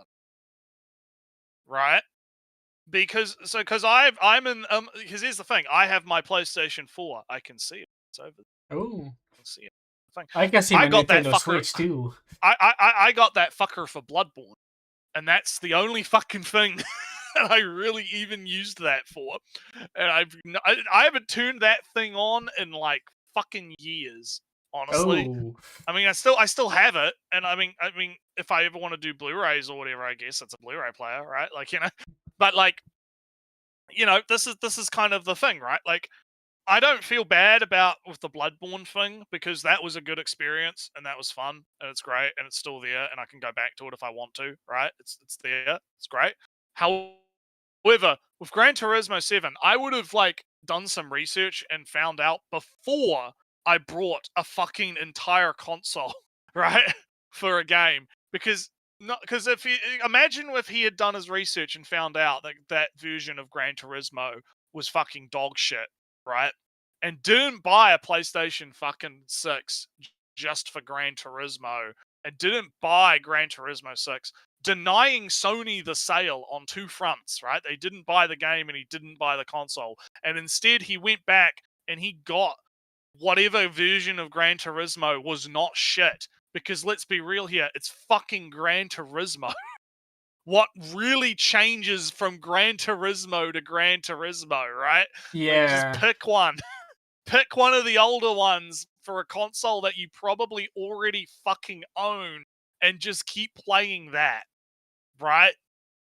Like, I I don't want to be mean, but that is peak consumer. It is peak fucking like, yeah, I jumped into the Shark Tank and I'm mad that there's sharks in the Shark Tank. Like, if you already know that the modern stuff is shit, then just stop fucking buying it. Like, I I'm mean, actually kind of mad about this. I bought my Switch 2 because I wanted to play because from everything that was told and leaked and data mined and hardware ripped up out to see what it was going to be a Switch but more powerful. And that was interesting enough. If well, that and you already and it's backwards compatible. it was for backwards Switch compatible, shit. and You've already got your game library. You've already got yeah, all of your and shit. Right? you know, and was all this talk about games getting patches, so they were running 60 FPS, 4K, and even the games that didn't get a patch were just getting a buff just to raw power. And I played Hybrid Warriors, Age of Calamity again and finished it because I had a Switch 2, and that makes my purchase completely worth it. Even if not every Switch 2 game is fantastic, it makes every previous Switch 1 game better. So, in money terms, in my. But the thing is, right, is you didn't buy like a Switch 2 specifically for one video game that was shit. That's where this is what angers me about this specifically, right? Is like, I'm just thinking about, how much fucking money is like, God, hang on. This is triggering. I'm actually fucking triggered. I'm actually fucking getting triggered right now. Because like, if I go to like, I'll go to like JB Hi-Fi, I'll use them, right? Go to JB Hi-Fi, I go to products, I go to like consoles, or is it like games? Where the fuck is it?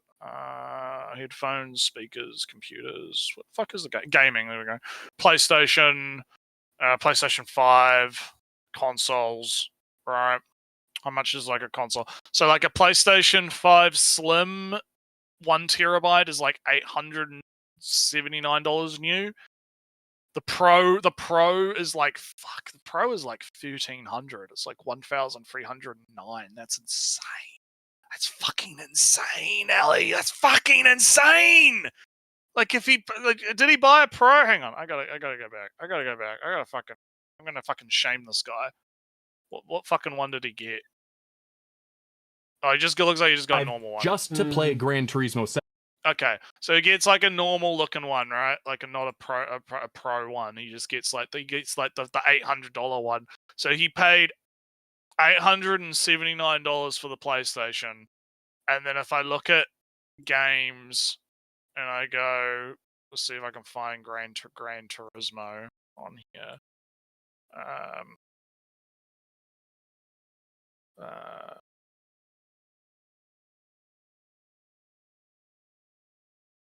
Oh my lord! Gran Turismo 7. That's like $100, and it looks like he even got like a fancy like 25 year or whatever 25. Like he got like a fancy fucking edition of collectors, the game too, yeah. so it's probably like $120. So he spent like 1,000 New Zealand dollars, like just fucking on supporting the very business practices he fucking hates, right? Like, God, I can't believe people are this retarded. I'm sorry. Like, I cannot fucking believe people are this fucking stupid, right? Because the solution to this problem is so simple. You just don't fucking buy it. Just don't fucking buy it. Guys, you don't have to buy the game. You can just Sorry, I hate it. I fucking hate it. I hate it when people do this stuff, right? Because he doesn't seem to see the problem. At least from this like little clip that we saw, right? He doesn't seem to see the irony, right, of I'm gonna bitch about how this game is shit and filled with microtransactions and doesn't have offline stuff and all of this nonsense. But you brought into it. You brought into it, my man. You didn't have to buy into it. And if you're clued in to what's been going on, then you would know that this is the state of gaming, right? I guess, right? Like if you're one of these people, these YouTubers, right? You would fucking know.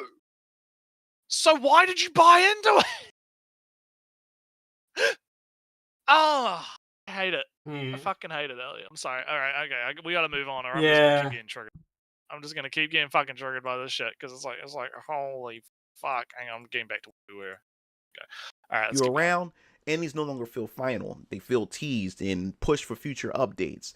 And of course, the goal isn't about feeling complete. Now it's about retention. And another big change is onboarding. That leads to more hand-holding, not because players are worse. Oh, look, it's the yellow paint, Ellie. You love yellow paint. Yellow paint, man.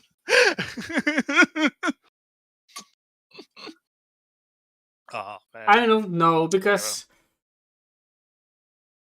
I kind of wonder sometimes, is it just because, again, we are older, therefore we can recognize it faster as handholdy? I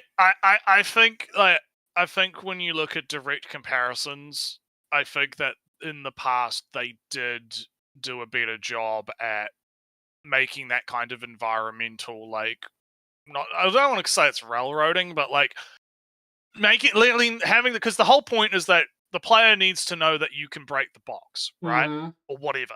Or the player needs to have at least some level of guidance so they don't feel like they're just lost and used or whatever, right? Depending on who it is, right? I do feel it's actually really funny. There was like a comic that some guy made about this where they were trying to make fun of the people that were mad about the yellow paint thing, but they actually like proved the point. Because back in the day, you would have like, oh look, there's like shiny whatever, or there's lighting effects, or there's like, oh, the water is like a certain color and you follow the water to get to the ladder, and then there's like sunlight coming down from the top of the ladder or whatever, right? To like indicate that that's something that you should go to. And a lot of that is like, again, it's like environmental storytelling type stuff, right? Where yes, it is signaling to the player that this is the direction you need to go, but it's doing it in like a natural way. Whereas the yellow paint is way more direct, right? It is.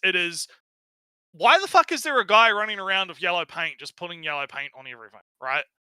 It's kind of the issue. Well, Think of it this way, right? Like think about like exploding barrels, right? Like we've been conditioned, right, to recognize red barrels are exploding barrels. Be careful around red barrels, right? Yeah. Or use red barrels to do massive damage or something, right? And that is again, that is something that can be naturally integrated into the level without it feeling out of place, right? Whereas the yellow paint situation, I do think that it is a case of them trying to dumb things down for a demographic of people that either doesn't exist or is so fucking like minute that it's like, because again, they're doing it to cater to DSP, right? They're doing it to cater to people like DSP. Yeah. But how many people are actually that dumb, right? How many people are actually like DSP, right? And I would argue not a lot, right? And I'm not going to say I think that the yellow paint criticisms are valid because there are ways that you can do the same thing. Yeah, but the thing is about yellow paint, the criticism about yellow paint is just style. It's just the style. It isn't about their placement, their existence, their need to be something. It's just about implementation and style. I think you can argue it's about style, but I don't think that dismisses the criticism, because I think that there is a difference in how hand-holding is. Personally, I think it feels a lot more out of place to have the yellow paint everywhere. Yeah, but this is getting into, again, it gets into a bit of a semantic discussion. A little bit, semiotic discussion. A little bit, yeah, but I do think that there is a valid criticism to be had, especially in these like AAA style games where the do we really need to have yellow paint? And why is it Pacific? Why not red paint? Why not blue paint? I Why is don't it going to know. be yellow paint? You But, know, this is what I mean. This is the problem, right? But you know, the thing about is this is something like when you start going down this like rabbit hole, right? You start fucking like asking all these weird questions, right? Like, why Pacific? Did they like have a think tank where they specifically like surveyed red is people for to find out? explosion and yellow is for Or some well, to me, yellow is like caution, right? Like Hmm. yellow is meant to be like caution or something. So it's kind of like, yeah, I don't fucking know. It's fucking weird. But again, it's one of those things where, yeah, But you I know, just, I something just like feel in Zelda games, right? You have one jar, and this one jar is the one jar style that exists in the entire world, from dungeons 100 years buried to modern day, from home's current year to the entrance to Ganondorf's throne room. They all are the same jars that you can break open. They all are the same, so you can recognize these are the jars that have the thing in it, maybe. And well, this, and it's less resources to have one kind of jar compared to 5 different types of jars for each fucking. likely so. But that is That's to also say, probably the reason. you could say, you know, because all those jars has like a squiggly white line on it, you can call it the white wave. Oh, there's white wave again or something. So I really just feel that labeling items with "you can break this" is of the era of all eras of gaming. But the yellow paint is more of a it kind of I haven't really played the game because it's mostly Sony games. It's a game with the yellow paint. I feel it's more of a insult to your intelligence. It feels like it, like you're kind of your hand is being held without your consent, without you asking for it, or being asked if you needed it. So if you could just make the crates a little bit more distinct, that would kind of help, at least the crates issue, and the pathing is I remember a lot of the time a way that you can do that is you just have them like be slightly different shaded in the environment, so they stand out. Like, I don't know how to describe this, but basically, like, it's almost like they're glowing, but they're not glowing. If that makes sense, right? Like the saturation on the crate is different from the environment, so you can tell like the crate is like an object you can interact with versus an object you can't interact with. That's part of the environment, right? But yeah, we've been on this for a bit, so let's keep. But because early friction is punished by metrics, replayability used to mean starting over. Yeah, hang on. I'm sorry, but I gotta go. I gotta see that ladder again. But because like, what the fuck are we doing? like, what the fuck are we doing? Okay, what is this? Right? God damn it! And it doesn't even make sense. Like, okay, let's say for instance, right? Because I don't know this whole situation here, this ladder, right? But what if this ladder is like, imagine there's like 2 ladders. There's a ladder on the ground, and then it goes up to like scaffolding, and then there's this ladder. If you'd gone up the ladder to go to the scaffolding, right? Okay, maybe there's some yellow paint on the fucking like one on the ground floor to show you that there's a ladder there, right? Okay, let's be charitable, right? That's fine. Let's just for sake of argument. Why do you also need yellow paint on the only ladder that, right? Like, if you're on like a small platform and there's only 2 ways you can go, right? You can either go down the ladder you just got up, or you can go up the ladder that is clearly fucking visible even without the yellow paint as a ladder, right? Right? Like, this is what I mean about it. I think it's just too aggressive, right? It's just too fucking aggressive. Like, if you're in a situation where there's only 2 fucking ways you can go, even if you're like fucking stumbling around, right? You're eventually gonna hit that ladder because you're in a confined space, right? It's it's so silly. It's so fucking silly. Like, holy shit. Oh man, sorry. I've had my rant. Yeah. I've had my rant. I'm gonna let it go. Early friction is I'm gonna let it punished go. by metrics. Replayability used to mean starting over. Now it often means staying inside the same loop longer. The game doesn't want you to leave and come back. It wants you to stay. This even affects how games look. Perfect example. Stylized visuals age well because they're very expressive. Photorealism ages fast because it's chasing reality. When budgets grow and risk strengths, visual identity often becomes safer. So when people say games don't feel the same, it's not because design got worse, it's because it's solving a different problem. People oftentimes, like myself, will bring up the midnight launches where you stand in line with complete strangers who share the same hobby as yourself. Man, I remember going to I went to I did the Fallout 4 one, as I mentioned before with the Collector's Edition. I did the Fallout 4 one. I did I think it was Sun and Moon. I went to the one for Sun and Moon. That was quite fun.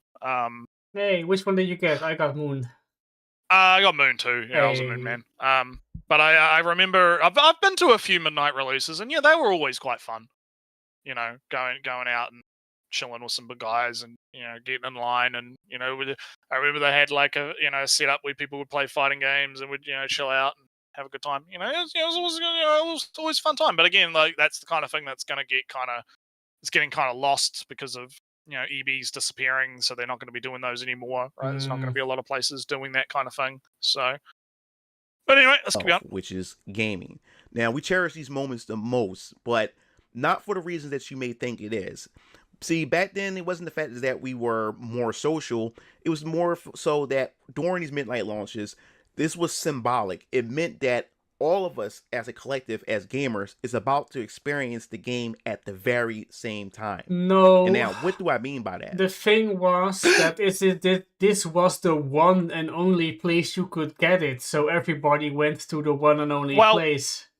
And that and it was also like you had stock things, right? Yeah. So you would pre-order the thing, and you had a risk that it would run out before you'd get there, so you get there early, and then you got a lot of people who share the same interests. Yeah, exactly. You would either be pre-ordering or you would be, it would be kind of one of those situations. Where it is kind of romanticizing a situation which is just, I don't know if they will have enough, so I'll be there at midnight. Hey, here's a fellow guy who is my competition, but we're here both at midnight, so just we're having a fun chat. Yeah, and we've both got our order confirmed, and we're both going to get it,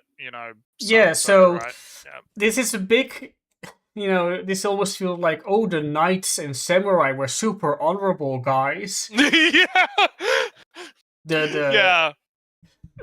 Totally, yeah. It was all about the honor and shared compassion for games. Nah, man, I wanted that game now. I didn't care for any of you. Like for me, it wasn't about the social aspect. It was just kind of like, it felt cool to be like. I get the feeling of being on the cutting edge, right? It felt cool to go to the midnight release. It was like it's the release. It's a special thing. Right? Naretsu, how much of a social aspect was there when you are the last one to receive the game and the one behind you won't get the game? How much social fun do you have when that happens? It is one of those things, right? So I mean, I get where he's coming from, but I do agree he's kind of rose tinting.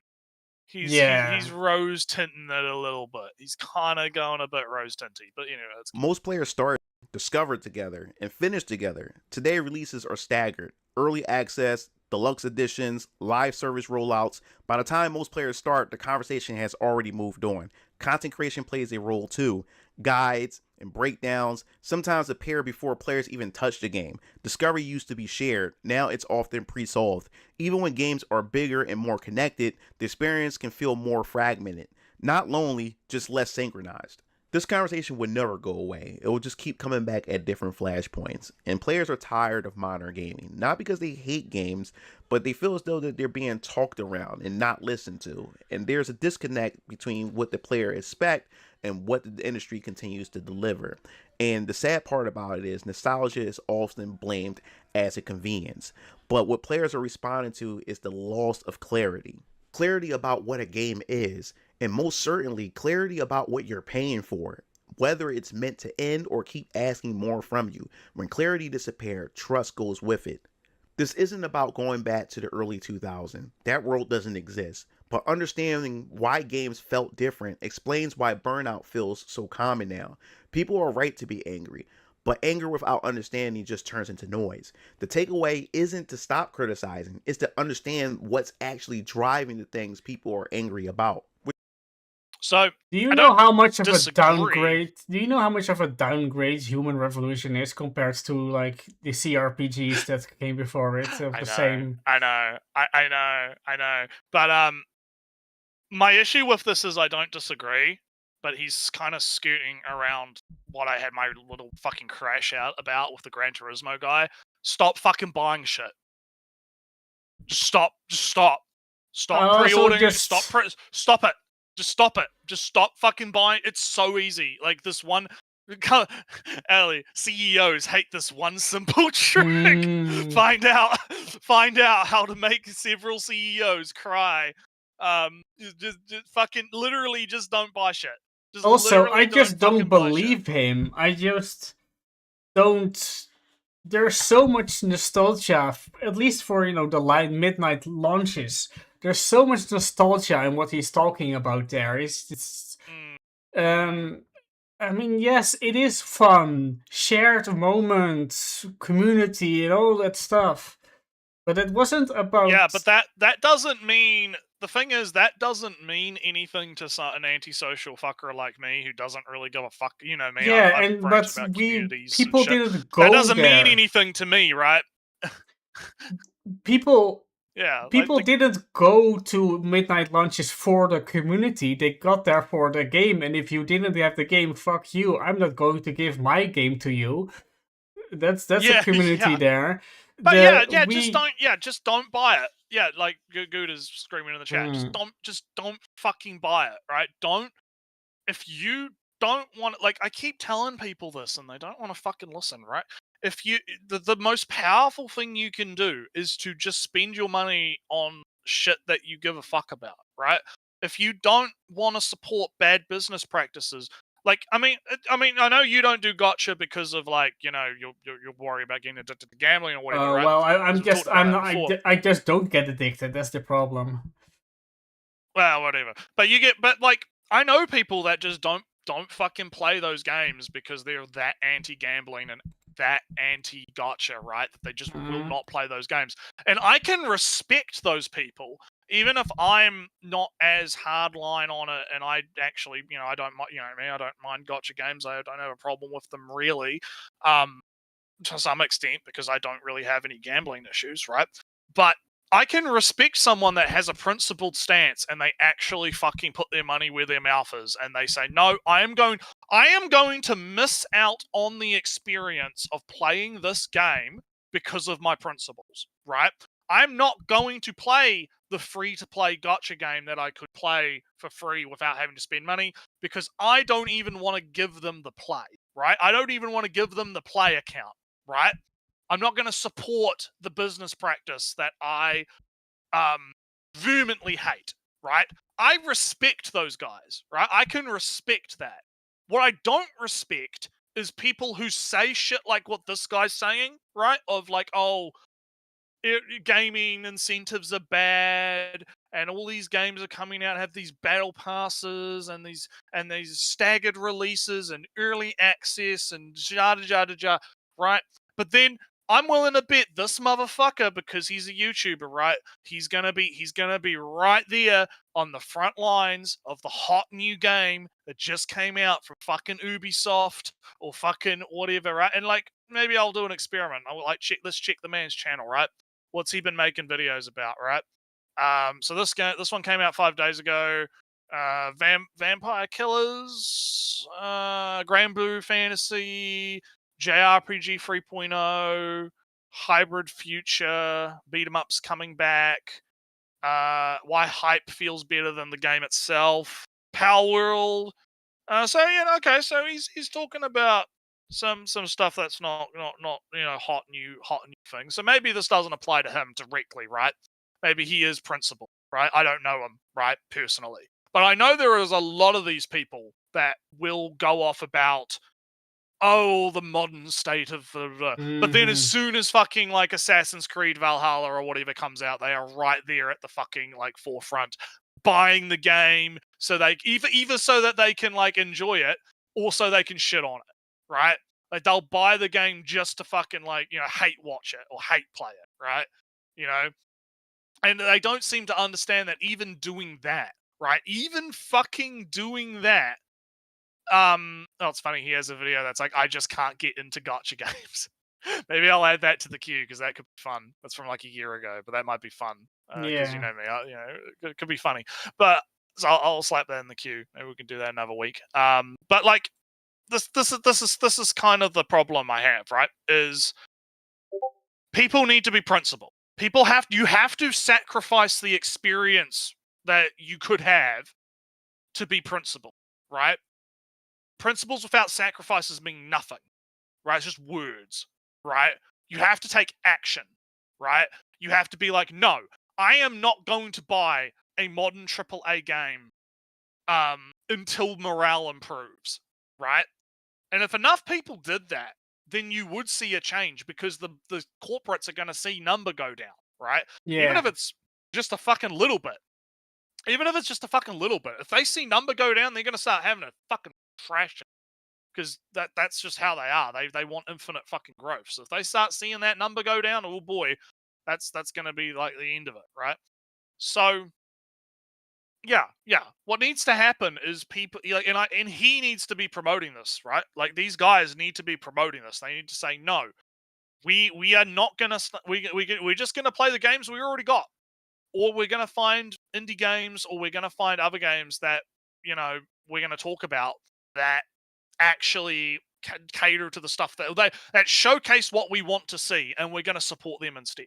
And I feel like this guy might be doing that because I'm seeing a lot of stuff about like what this VK Vampire Killers Chapter 1 or whatever, and I don't know anything about that game, right? It looks alright, based on his thumbnails, and like if he's promoting that game as something that he likes and he wants to push, then hell yeah, good on you, dude. Fuck yeah, you that's what I want to see, A lot of the rest of his videos are all kind of in the similar vein, like, the most underwhelming console generation yet, RPG overload, drowning in RPGs, too many games, not enough time, right? Yeah. Like a lot of his content does seem to be sort of in that kind of vein. But he does talk about, Marvel, fighting game type stuff. He is talking about stuff that he does seem to give a crap about, which is good. I'm down for that. I think that's always good. But when it comes to like making these kinds of points, right, about the state of gaming, like really the best thing you can do is to just fucking be smart about where you spend your money on, and don't just buy a fucking console for fucking something that don't give money to people that you hate, right? Yeah. Just don't do it. It's that simple. But, or only the amount of game money that you're only like $15 for the yeah, buy it like 2 years later when it's like 90% off or something, right? Like just fucking, but yeah, and it's easy for me because I don't really give a lot of a shit about a lot of AAA games in general. Like you see when we did coverage of like the Game Awards and all that kind of stuff. 90% of the time, I'm just like, that looks alright, but I'm probably not going to buy it. 90% of it is just me going, all right. Not really interested in that. I'm more hyped about Arknight's Enfield than I am any fucking AAA release in the last like fucking 2 years or some shit. I mean, what was it? New about. Fire Emblem this year, Nametsu. Oh yeah, I'm so excited for a game I can't even play. But you get what I mean, right? But Yeah, anyway, yeah. we're almost done. We got like a couple of minutes left, so let's cap us Which off. brings it back to my point. It's not about nostalgia. It's not about reliving the good old days of the early 2000s. It's the fact is that games back then had met the expectations, and there was alignment with the player in the gaming industry itself compared to modern gaming, to where you're asking, who are these games for? Because they're damn sure ain't meant for me.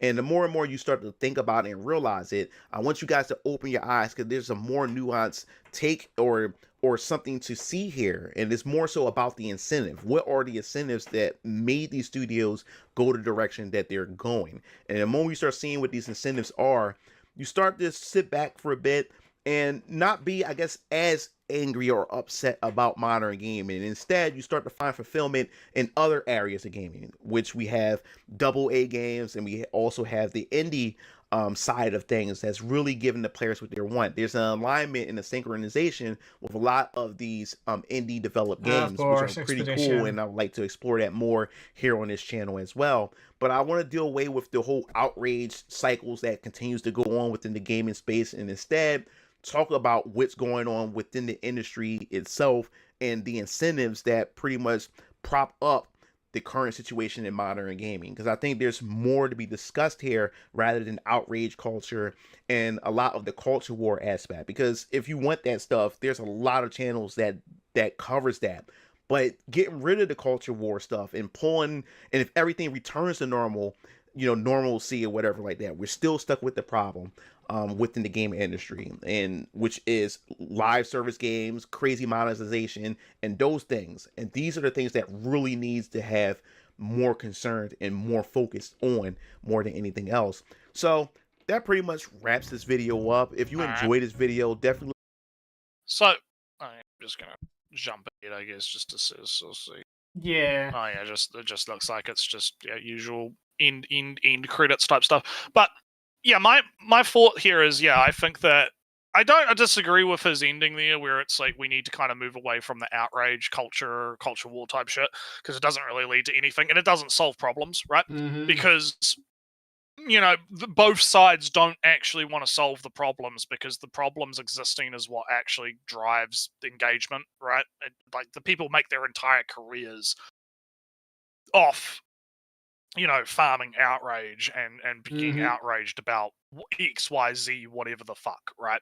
So there's no incentive. Again, he talks about incentive structures a lot in this video, right? There's no incentive, there's no incentive to solve a problem if you can make money off the problem existing, right?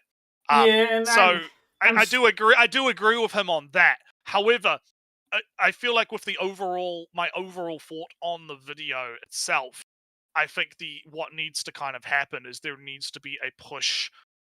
If he does want to solve the problem, the way I would solve the problem is to incentivize people to just stop buying shit.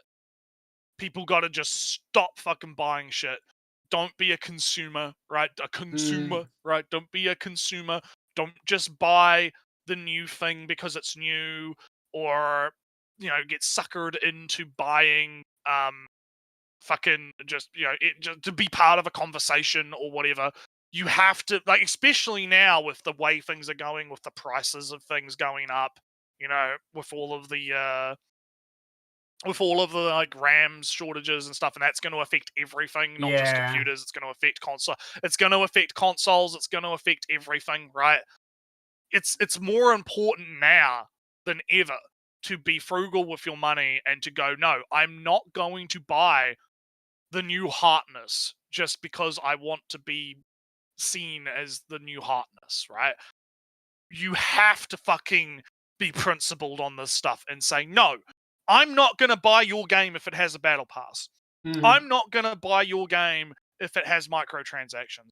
I'm not going to buy your game. And if that means I miss out on that experience, or I don't get to experience that game until it's like $2.50 on a Steam sale or something, right?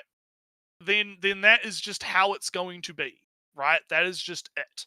Yeah, Okay. and I gave kind of my thoughts on the subject throughout the video mostly, and I every time we go every time we talk about games were better back then for whatever reason, we kind of tend, because we tend to fall into, but what about these 100 games that came out last week that are good and don't do the thing that you're criticizing? So I don't really feel the I don't feel there's a problem a lot of the time when people start talking about, oh, gaming was so better back then. I just feel that yes, it is actually mostly nostalgia, and there are parts that you can criticize about how long it takes to get sequels, and how long it takes to get new games in general from a studio, development times. You can criticize some other aspects, maybe the safeness of them because they take so long. But that is a criticism that's unique to this era, but that doesn't prevent the games that do eventually come out from being very, very good. Or the million independent or semi-independent or published otherwise smaller game makers publishing their games that are weirdos, like the Paradox games, or the Hooded Horse also has like a kind of a base of operations in the grand strategy, big number, go up, conquer more world type games. So those are very, very successful. I mean, line go up, conquer more land, Factorio, production more and more are very, very popular. I mean, you got your Factorio and your Satisfactory, and more are still coming to this day. That StarCraft, not StarCrafter, the game that I saw is best selling in my list. Was also a Star Rapture. It's also a factory building game in a 3D world, so it's like Satisfactory, but with another twist. So I don't feel that games are worse now. Maybe just because of the sheer quantity. And I can mention and always that I'm sad about the death of RTS games. That they don't really exist at the quality and quantity that they did, and that I really would want to see them, and I don't play them as much as I would like. But you make do, and then you play your 4X games, your Paradox games, which captures slightly the some of the same vibe. But yeah, those are my just my general thoughts on games are worse or were better back then, and they're terrible now. And this video doesn't really convince me really, because whatever he says, it is. I do feel a massive amount of nostalgia coming through when he talks about the past. Yeah. Despite all the claims to the contrary, I do agree. But I guess But anyway, I guess we could switch from talking about the video games, to talking about the Unimus. Someone's coming up on the phone. Don't worry about it. But yeah, so pick a slide, I guess. Because let's start with the small one, because I ran out of space. We got a lot. So, because I got a lot to talk about this week. Because fucking tons of anime. Yeah. All right. Oh, Oshi, because Oshi came out. We are right back into the swing of things. I find it's very interesting how we have our older YouTuber girl who's basically just like, oh, everyone's changing. All of my young friends are changing.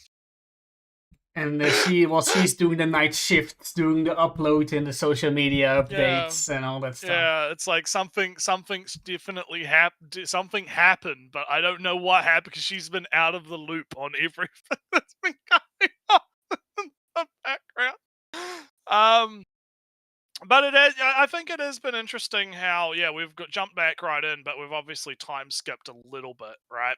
Yeah, but this Um, time skip was also in the manga, so don't worry about it. Yeah. Well, yeah, obviously, but I'm talking about perspective of the watcher, right? Mm, We've had a time skip. The careers of everyone is booming. The idol group is booming. Our mm, man's career, he's doing talk show stuff. mm. And that's going really well. Ruby has become a lot more. She's become a lot more dominant. Yeah, I in would the say group. a little bit less submissive, a little bit more on the dominant side, I guess. And by that I mean like she's being a bit more assertive Yeah. and going after things herself. We see her like push to go on the same show Aqua's on, right? And to do Sneaky stuff. and pushy and manipulating things behind the scenes with her now black starred eyes. Yes, the eye motif has Mhm. returned. Big eyes. And she's meeting with sketchy looking fisherman. Natsu, that is the manager in the very first episode of I. He quit. Yeah. He quit after I died, and Yeah, and now he's a hobo fishing on the side of Yeah. the fucking river. And No, yeah, that's a Aqua- specific spot, and I know where that spot is because it's next to a train station where I often Yeah, switch yeah, train. So I know where that spot is. The exact yeah. location. So that's kind of Ruby's side of it, really, is she's sort of becoming a bit more distant because of that, right? She's got the fire of the I will find out who killed my fucking the fuck. Yeah. I will fucking find out who fucking killed that doctor, man. Fucking. Mhm. And then Aqua's side of it is more tied into. Hey Ellie, you like relationship drama, don't you? We love relationship Hey. drama on the show. Big relationship drama So going on the show. So just to recap, right? Aqua is now with Akane. She's a actor. Yeah, Akane blue hair girl win. Blue Yeah. hair girl sweep. Yeah. She's sweep. And Aqua now thinks that Ice Killer is dead, so vengeance is over. The star in his eyes is gone. He doesn't have the drive and motivation for revenge anymore, so he is slowly becoming more normal, has a girlfriend, but Naretsu is all based on a lie. This whole relationship, besides the fact that the killer is still alive, his father, the killer, is still alive, it's also that he's not dating Akane because he loves Akane so much. It's because he's deathly afraid of getting Kana hurt in any way. Yeah. So basically, because Kana has a bit of a crash out, bit of a cry because Aqua's been avoiding her. But we kind of find out via Vicer, our streamer girl, who invites Aqua over and is like, "Hey Aqua, why are you being a cunt? Why are you being so mean to Aqua? Not Aqua, Kana. No, Kana. Why you do this? That you're kind of leading her on a little bit and being a bit of a dick." And he kind of has a bit of a fucking crash out himself because he's obviously still traumatized about what happened with Mom. With Mom. And is like, she's an idol, and if people find out she's got a boyfriend, people gonna get fucking crazy about what if someone shows up and stabs, and he's clearly having a bit of a fucking like panic attack and just reliving the experience. And oh no, what if Kana gets hurt because she's an idol and I cannot date idol, and if I like Kana, I would want to do that. Well, he doesn't say that per se, but that's the thing, right? Implication. Yeah. And that's kind of how don't worry about it, it's just going off. And that's kind of how our streamer girl kind of interprets it as well, is because she basically says, "Oh, I thought that it was her being super into him, but it's actually the other way." No, he's thinking about Kana every single day, how to make sure that she's safe every single day. He doesn't he doesn't have to worry about that pressure with actresses so much. So that's because he's dating Akane for the safe social thing, not because and also she's like fully in the loop of, even if the revenge thing is like over, She is fully in the. She not only is she fully in the loop, but as we saw in the last season, she would have been fully on board, right? Ride or die. Also, right? but also I will help you. I will help you hide the body, right? right? Like she would have been full on board, and that kind of loyalty is really fucking hard to get, right? But also, this is of course another snatch is that another catch is that Akane has reasoned that the killer is still alive, and that Aqua is just not thinking about it. So Akane is harboring Aqua's secret of the father that is the killer, though Aqua thinks he's dead, and Akane knows that cannot be, etc., etc. Hey, fun all around. Big emotional connection, drama, things happening. Everyone's really busy with work, but also big things happening. What I'm interested to see is what I think, because again, not a manga reader, right? Yeah. Where's the wrecking ball? When are we gonna get the wrecking ball that's gonna come in, and all of these like little domino pieces that are being set up of like, oh, she's hiding the killer, she emotional dependency on, oh, he loves her, he did then something's gonna happen, right?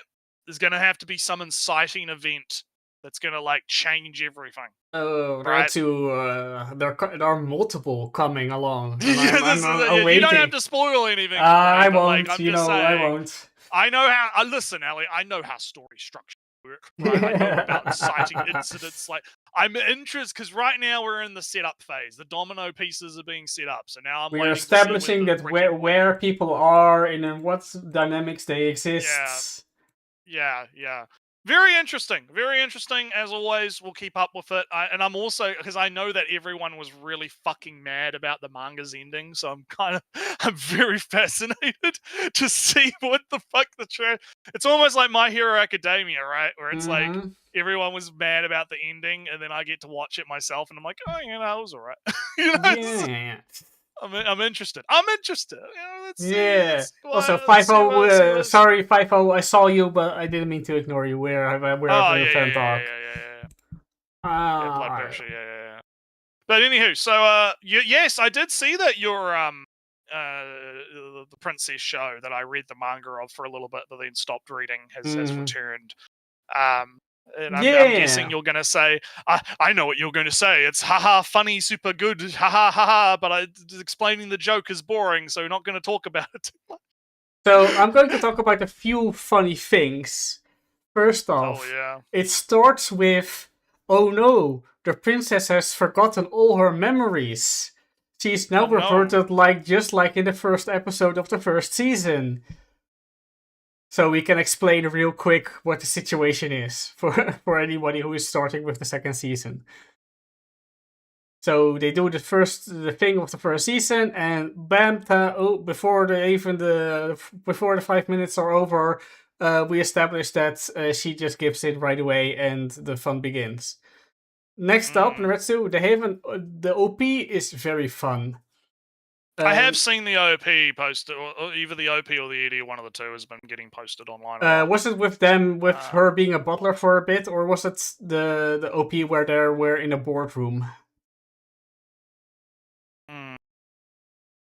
They start out in a boardroom with the Mao gun, where the demon is walking forward, very aggressive. I don't remember. It's been a bit, but like anyway, the OP is fun because it kind of looks like to be a, hey, how can we make torture fun? A PR boost for torture and the Demon King. So we have this project of having the demon lord being a super badass, but what if we make it like a cute and Instagrammable social media with a dance and with dance moves and food and whatnot and fun vibes instead? So the OP is then making a promotional thing for torture and the Demon King. Hey, it's so much fun. And after that, the usual shenanigans of the Time for Torture start. That's really the funny things I wanted to mention about the torture show. Okay, so Furin is back. Yeah, We are back. We are so back. We are so back, Ellie. starts right where we left off. Basically, starts right where we left off. Basically, and, just the exact same frame, the exact same angle and shot. And also we are so back in that happy, funny adventure episodic time has returned. Big arc not started yet. We are journeying and doing funny. Stark walks in on them bathing. Big misunderstanding. Well, they were just like still in linen clothes, so it wasn't really yeah. Zero I mean, skin really being shown. Zero actual skin shown. Also, magic crystal that nullifies magic. Can't take it, but we could sell it for shitloads of money, but would make us useless in like 3 meter radius. And then, oh no, now we're in a cave that's filled with. But it's the hardest substance known to man, so it's hard to mine it, right? Can't fucking mine the shit. Mm-hmm. So yeah. So and Stark has his moment, a lot of very good like character dynamic stuff this episode, right? Because we're seeing like the shippers, right? The Furin Stark ship do be sailing. They do be going. But also, let's not forget that Himmel is now giving another speech about, hey, if you feel like running, let's all run together. Let's just run, yeah. Why stay run away and fight? From the dragon? And I love how like Furin is like getting dragged because basically they're running away from a monster in the caves where they can't use magic, right? And Furin is getting like dragged by her collar by Stark, and she's like looking at the monster, and she's got this like look of nostalgia on her face. She's just like mortal danger. Yes, this is just like before with great. Meanwhile, Furin is just fucking like terrified. Yeah, that was a very cute moment, and they scared, holding the bracelet while Stark has got her on the shoulder. The bracelet that Stark gave her, which is implicitly showing that they have a moment because the guy from the north that we saw last season is he's heading back to the north by ship. Yeah, they're heading back to the north by ship so they can defend the border or whatever. And offers Stark a job essentially, and Stark's like, no, and he's like, oh, my reasoning is because of you, Furin. You encouraged me. I wouldn't have come if not for you. Big relationship moment, and maybe you could be a little bit nicer to me. please be nicer to me. Okay, I'll give you headbats. And then he's like, what are you planning, you scum? Great. It's great. Relationship great. Good. Again, right back where we left off. Quality. We are back. We are so back. Fun times. Interested to see what comes next in Furin. Fantastic. OP Indy also very, very good. Indy drawings, very, very fancy. Yeah, I do I always remember, because I remember the last time they had like the claymation / paint like ED type thing that they had that was very fancy. They definitely go all out on the I just kind of like the OP. I prefer the OP slightly over the ED, but just because of they have like pseudo trumpets at some points, like ta da da da da da da da da da. I recognize that motif, that theming, that style from somewhere. I don't really know where from. Somebody will probably explain it at some point, but it's the song itself is rather upbeat, but not unnecessarily so. But then this second half kind of starts, and it's triumphant, so massively triumphant at that point. And that's not to say that I don't appreciate the ED at all.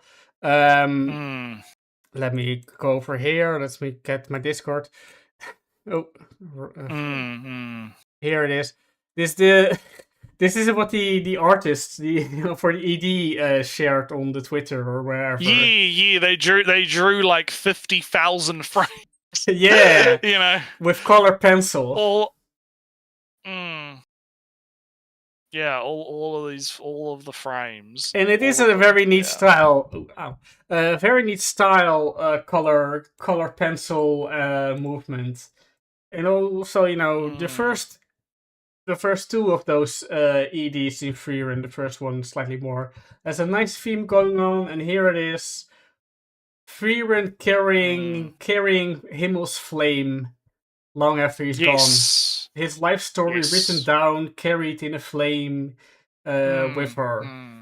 And some other neat parts. But the song is... song is from Millet again, like the last ED from Freeren. Also here, very good work on the ED song.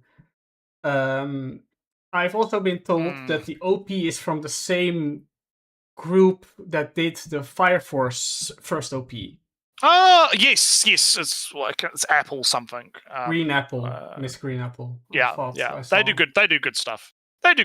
So yes, it is. We are back again. That's really all I can say about it. We are so back, and we will continue to watch it, and we will update on how the funny adventures are going. Yeah. So next slide. What do we got? Fate. Do we want to go from left, right in order? I'm just going to talk. Let's just go Fate first. Yeah. Direction. So Fate. We actually have an episode to talk about. Yay. Things are indeed happening in the Fate. You have a shady church man doing shady church things. You have Gilgamesh at the casino, as you would expect, having fun, chilling out. Yeah. Doing Gilgamesh things. Giving speeches like a child should act like a child and look at the world with shining eyes. Yeah. Don't bow to any child. Don't bow to anybody else besides me. Yeah. Very, very Gilgameshy things have happen. And yeah, basically it's picking up where the last episode left off, where our main character's gotten arrested, and our Saber is getting interviewed by the police, and he's basically like, I am King Arthur. Maybe I am maybe King Arthur. I don't know. I'm a cool guy. Look, I can get out of the handcuffs. I can like disappear. This. Watch my magic trick. You better make an excuse why I'll be gone soon. Let me think with you. Yeah. So he's a funny character. I like him. He's good. He's a funny man. And our main character is also kind of funny too. I've been because there's some very funny animation with her and her like facial expressions in this episode when she's talking with our Nightman. Because there's actually quite a lot happening at once, right? Because you have kind of them sort of escaping during what is essentially a fight that's happening between the assassin guy and the caster guy, right? Who is the chief of police or whatever. Trying to figure out what the fuck's going on with this girl who is suddenly the Saber person. Who wasn't supposed to be the Saber person.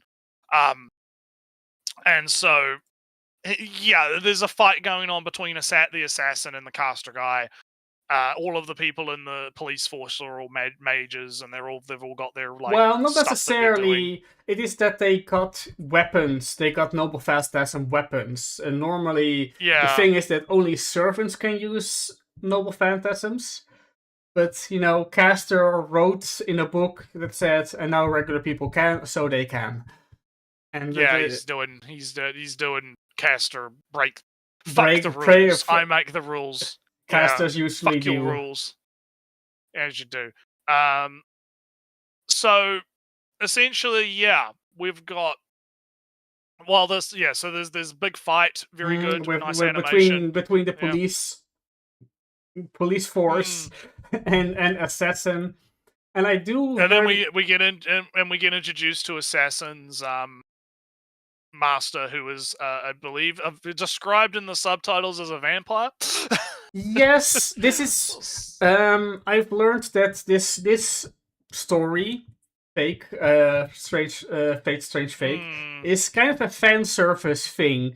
Just grabs every fun element of the whole entire Nasu-verse, which includes Tsukihime, wherein Naretsu, yes, dead apostles are vampires in the sense that they take, life force and whatnot, and that kind of, mm, expresses itself as a kind of vampire. And there are different levels of it. You can be a true ancestor, you can be like a lesser one. You can become a dead apostle without being a vampire, but that's because of the technicality of what a dead apostle is technically, rather than how a vampire lineage per se. Needless to say, Naretsu, the guy that we're introduced to is a vampire.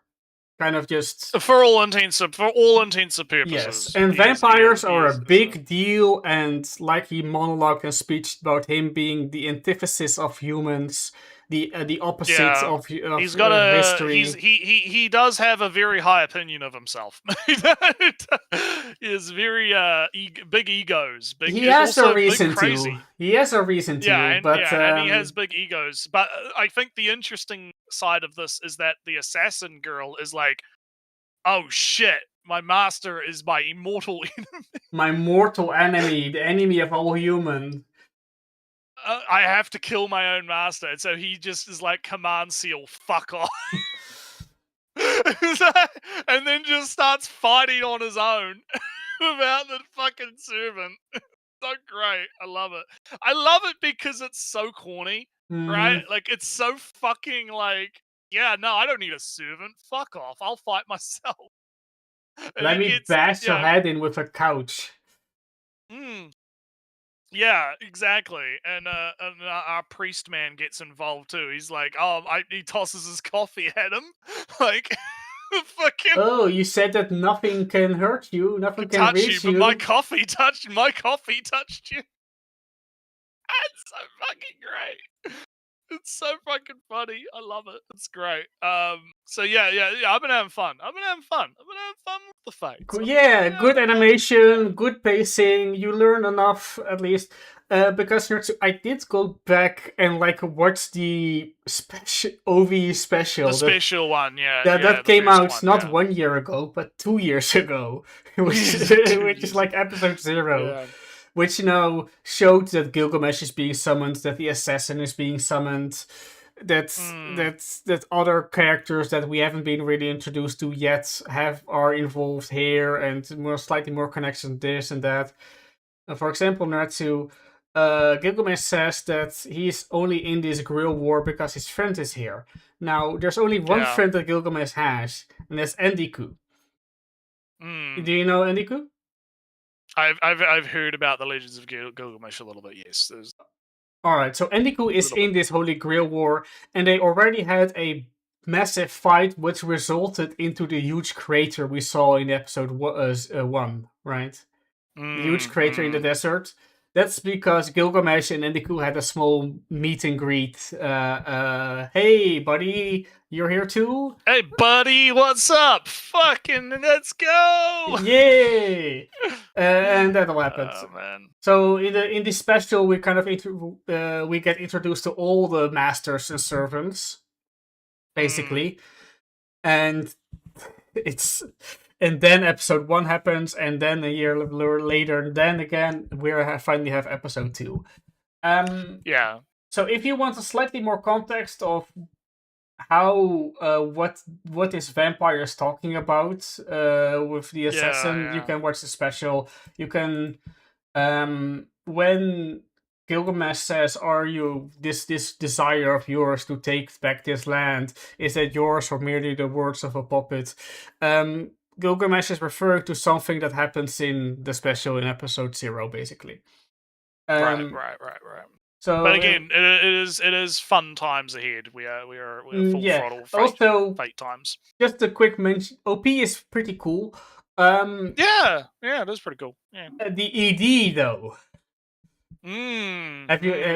The ED is like the one of the carnival, the the carnival ones, the funny OVAs, Fate OVAs and Tsukeme combined universe, where they all hold hands together and look happy. They all have fun. Yeah, Except it's all happy, fun. Assassin and the Dead Apostle, the vampire, where he wants to grab her hand, but she's very quickly snatching. She's just like, nope. No, I'm not grabbing your hand.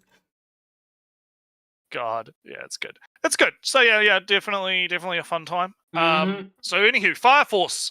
We have big fight happen this episode between fucking infernal version of the guy who was the fucking head of the Japanese place before the guy with the different eyes took over, and you get the big backstory and all of that stuff. But what I will say is fun fight animation stuff going on, because like the ocean turns into like the wave woodblock print, and they're doing like fancy sun related moves to each other, and it's big emotional stuff. I can't, like, there's not really a whole lot for me to dive into, right? Like it is very much just, okay, here's like the backstory of this character that he was the guy, and then he kills an Inferno, and then the son of that person who was an Inferno stabs him and kills him. And there's a lot of talk about, we, unlike those fucking holy knight fuckers, we take responsibility for the people that we kill, because we're killing them. We've killed 9,000 people that have turned into Infernos, right? And a bunch of stuff like that going on. And so it was pretty good, pretty interesting, but I can't. Yeah, there's not really a lot for me to like kind of dive into without getting into like a giant plot synopsis, and I kind of want to avoid doing that really. So yeah, we'll come back to Fire Force when something a bit more, esoteric happens that I can try and dissect. Yeah.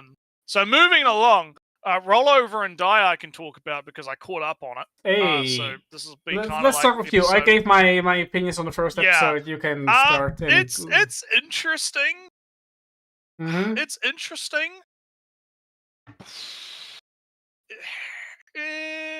What can I say about it? Like that you haven't already said, right? Because I do think that it's an interesting setup that's a little bit different to most of these sort of, revenge big plot things, right? Or overpowered character suddenly becomes overpowered, right? Which kind of leads more into the second episode where we get to see her kind of fight and struggle a little bit. So she's not, while she is kind of overpowered with the whole curse reversal ability, she's not quite there yet. She does still have to kind of not fuck up. Yeah. However, what I will say about this is, Ali, this is a fucking Yuri show. Yes. This is a fucking Yuri. This is a Yuri show disguised as a revenge big edgy show, right? That's the kind of the vibe that I'm getting here, in a sense, is because you have the maid girl, or you see her in the PV in the images, right? The maid girl with the bandages, and she's kind of like, oh no, you don't want me as your slave. I have illness, face disfiguring, fucking, oh no, don't touch me, oh no. And our girl is like, no, you are beautiful, big hugs, and I do like the thing where the kind of comes back to Earth when she touches her slave brand and goes, "Ew, this ugly thing that is scarring my face," and then she looks over and sees that girl's entire burnt face, like, "Oh, I cannot complain. Sorry, or like, sorry, I had the fault." Yeah. Because at the beginning of the second episode, she's trying to like take the brand off, but it's not coming off, right? And so she's just going to be stuck with it, I guess, for forever. But I like, again, like the feeling I get from this is, this is a Yuri show disguised, right? This is a these characters going to start a relationship, and it's Mm. going to be a very like not a lesbian sexual ecchi kind No of Yuri. emotional This is codependencies. going to be big emotional. These two characters going to get married by the end of the fucking series. kind of Yuri, right? Which is not bad. I'm not complaining. I'm saying that's a good thing. You know, that's fine. I'm happy with this. I'm fine with this. And so yes, we've got this kind of world where you've got, you know, they tried to set her up with the werewolf thing, and then it turns out there's this chimera thing in the werewolves, when there's like hints. There's like hints of like underlying conspiracy going on, right, with this chimera thing. And it even like, there's like at the end of the episode, there's like, oh, you will pay for the sins that you've transcribed against me or some shit. Like the chimera is not dead. Yeah. Somehow. And so you're going to see how that kind of plays out. So there's interesting stuff going on in the show.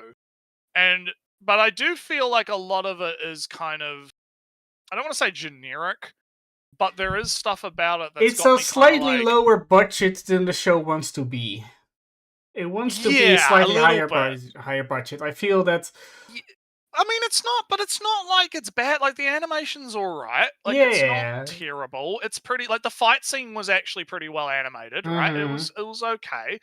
I felt like, yeah, I do get what you're saying though. Like it feels like it's trying to pull above its weight. And that's not necessarily a bad thing, but it does lead to a very interesting vibe, right? Yeah. Where, and it's a very interesting vibe, specifically because of this Yuri element, right? Where it's like two girls that are clearly going to formulate a relationship over the course of the series, right?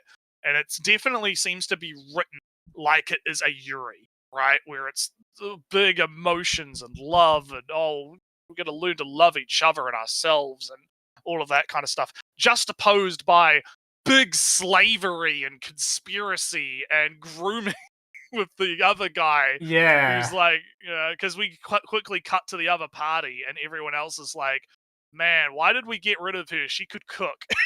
You know? Because that asshole wanted to get rid of her. Yeah. The guys are, so there's some parties on its last legs because,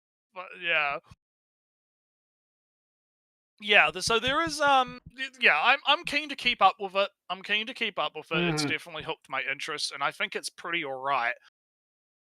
Yeah, that's pretty much all I've got to say about it, really. It's like, so just a question though. Did you catch my vibe with the OP that it's about, you know, the world consuming, eating at these girls and all that stuff? Yeah. Because it really is just, let's exploit them, let's use them, let's etc. That's it's about usefulness, using up, until they're empty and disposed of, and all that stuff. That's kind of big theme. And like I said, I feel kind of like the limits of their budget, that it wants to be flashier, grittier than it necessarily can be. But you know, the theme's scary. I agree. Yeah. Oh, before your entire block, I should rearrange them so it breaks up the conversation a little bit more. Maybe. Well, what's next on that? Like, there's the Hanakimi Tomboy show. Did you watch that? Yeah. I watched the 3 episodes, so I'm caught up. Okay. It has been like over a decade minimum since I read Hanakimi. 2 things, right? They've modernized it. So you've got smartphones that exist in this world now, which didn't happen which weren't existing, of course, in the year of 1998 or so, whatever, 1998 or whatever it was. Secondly, Naretsu, this is such a shoujo. Right. There's, bad boy looks and doctor that is gay, and the the school doctor who immediately finds out the secret that she's secretly a girl in a boys' school. is he's gay, but then is the brother of the brother of a mother whose son is now in the same school. So this guy is now a cousin of the anyway, it's a whole, Yeah. relationship mess, and then the whole thing about, this is the whole reason why she joined is because she is such a massive fan of this one athlete guy, but the athlete guy says, "Nah, I'm going to quit because I don't wanna." And then it's all about overcoming, getting through those barriers and expectations. It's whole thing. I've almost got the thing, and I just have to find it one last time over here, and then I go to the Discord, and then I can show it off when I throw it in this screen. And then I go back to the Discord and I can show it again. And then so you can either go look into Discord or on the stream. See that lineup of those bad boys. Oh yeah. Oh yeah, you got your smart one with the glasses. And Yeah. You got your renegade one with the blonde hair and the boots, and you got the quiet, cool guy. Yeah. And the casual t-shirt guy. Yeah. Who's gonna be the casual man. Yeah, this is peak shoujo right here, boys. Yeah, boys. So- Let's go. So the funny thing, so the guys on the almost left, almost right know the secrets by now, almost immediately, because the guy with the glasses, you can't even see it's the glasses on stream. The guy with the orange hair is the doctor, so because he has doctor powers, he figures out immediately.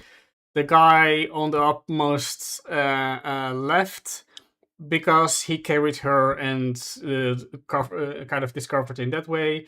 So he is keeping a secret that he knows that she is a girl in the meantime, and is kind of now in protect mode, kind of, but and all the stuff. While the blonde guy, Naretsu, is in full gay panic.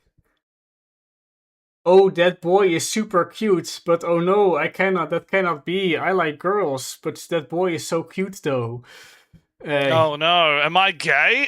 Yeah, that his the past two episodes are completely, oh, I cannot be gay, but he... fucking existential crisis. Yeah. Oh no, am I gay? Good old Gay! good old 1999 gay panic. And the remaining guy would be totally into her if she was a girl.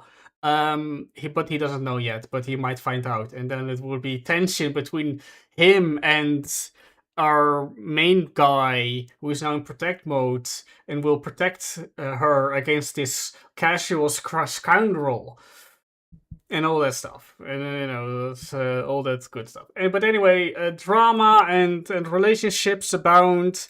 It is shoujo time, Naretsu. Yes, it is big. It is big shoujo. The shoujos are doing indeed the shoujoing. They are indeed. So chain soldier, slave soldier. Slave soldier. It's continuing. It's doing all right. We're getting the bathhouse scene happens. It's very good. Big stuff. Not actually a whole lot going on right now because we're kind of setting up next arc. We deal with some terrorists that have infiltrated the Mayo or whatever to steal do a terrorism, but they all get destroyed by the Supreme Leader girl because she's got OP powers or whatever. And yeah, it's I will say the animation quality has definitely improved. All right. Since season 1. That is something I have noticed. Season 1, I remember the animation was okay, but it wasn't great, and you can kind of tell that in the episodes. Just the moment to moment animation was kind of mid, and then there was a lot of use of CG In this Mhm. time around, while there is still a little bit of a use of CG, it seems like they've definitely kind of moved a little bit away from that and are doing a lot more 2D animated stuff for the fights, which I do kind of appreciate. And it just overall feels like the budget's improved a little. Like, I know budget doesn't always mean good, but like Yeah, it yeah. does. It feels like they've spent a bit more time on it, almost, right? Like it feels like there's a bit more care that's been taken into the way things have been animated, which is interesting. But in terms of what's actually happening, because we're in this kind of downtime before like the next major arc kind of kicks off, hasn't really been a whole lot to really talk about outside of, oh yeah, they're doing like training stuff and things happen and whatever, right? Not a lot. Not really a lot to talk about, which is good for me because it means I don't have to talk a lot about it, right? Yeah. I can just come back and be like, yep, nope, it's good. There's titties. It's fine. Yep. So moving on to Blind Boy. Mhm. This might be a drop. This Ooh. might be a drop because it's kind of like okay, so I was praising it last week over the fact that it's kind of interesting to have a show that is, about disability and Mhm. overcoming disability and how they're kind of handling it and all of that. The problem is that it's just boring. Ooh. Is the problem because he goes to school and there's the bully guy and they kind of rectify the bully guy with him being kind of like his personality and him winning over the bully with his personality and whatnot. And, yeah, it's very generic and whatever. He wins his exams and now he doesn't have to go to school. And his magic teacher is like, I've got nothing more I can teach you. You're already a fucking genius, right? Mhm. Savant. You need to find a new fucking teacher. And there's big emotions and big stuff about it, right? And that just kind of leads into him going to his dad, who's like friends with the fucking like king or whatever, and being like, haha, nepotism is the joke, Ellie. Oh, They've kind of again. done that. Yeah, they kind of did the same joke, and I'm kind of getting bored of it, where it's like, oh, yeah, just use nepotism, big thing. Because he wants to, like, the holy order of knights of sorcerers that were bodyguards to the king. I want to learn from one of them or something, right? Mhm. Like that's the guy I want as my teacher or something. And so he's gonna probably end up becoming tutored by the whatever. And yeah, like it's kind of a shame because there is like I like the disability element of it, but at the same time, like the overall story and narrative is just kind of gone a bit down the shitter. Like it's just kind of generic and boring. Like, yeah, it's just, oh yep, nepotism. I'm gonna go to the capital and we'll meet up with the whatever, and maybe you'll get, oh the head of the thing is like apparently friends with the teacher mage girl who's been talking about him, and oh they're all interested in him because holy seals, whatever the fuck, all the kings, whatever, right? And it's kind of, yeah, it's just kind of boring, and I'm just watching it, and I'm just like, I'm not really like feeling it. So I'm giving it the free episode rule. Obviously, I'll watch the next episode, but I'm very much thinking this might sadly be a drop if it Mhm. can't keep me going, right? Because it just isn't utilizing like the gimmick, right? Because Yeah. again, and I don't know whether or not it's because I'm comparing it to Silent Witch, right? And because in Silent Witch, it uses the gag of her being socially awkward way more effectively than this uses the gimmick of him being blind, Yeah, right? yeah. Because at this point, it's almost like him being blind doesn't even fucking matter anymore, right? If that Yeah. makes sense. It's like he hasn't cured it, he still can't see, but it's just not really, it's becoming less and less relevant, which I think is a shame because that's really the only thing it's got going for it right now. Because unlike Silent Witch, it doesn't have the world building and the interesting politics and the Mhm. relationships that are forming at the school and her kind of learning to overcome her insecurities and stuff. It doesn't have any of that, right? So yeah, kind of a shame, but I'll give it another go. I'm giving it the 3 episode rule. I'm giving it another one. And if it doesn't kind of improve, then it might end up being one of those ones that I kind of drop. Yeah. Um, But one of the shows that I'm definitely not going to be fucking trying Ooh. is fucking Deaf Games to put food on the table because I got the episodes, but I haven't got around watching them. Am I? So we're right into the next Deaf Game is what's happening. Mhm.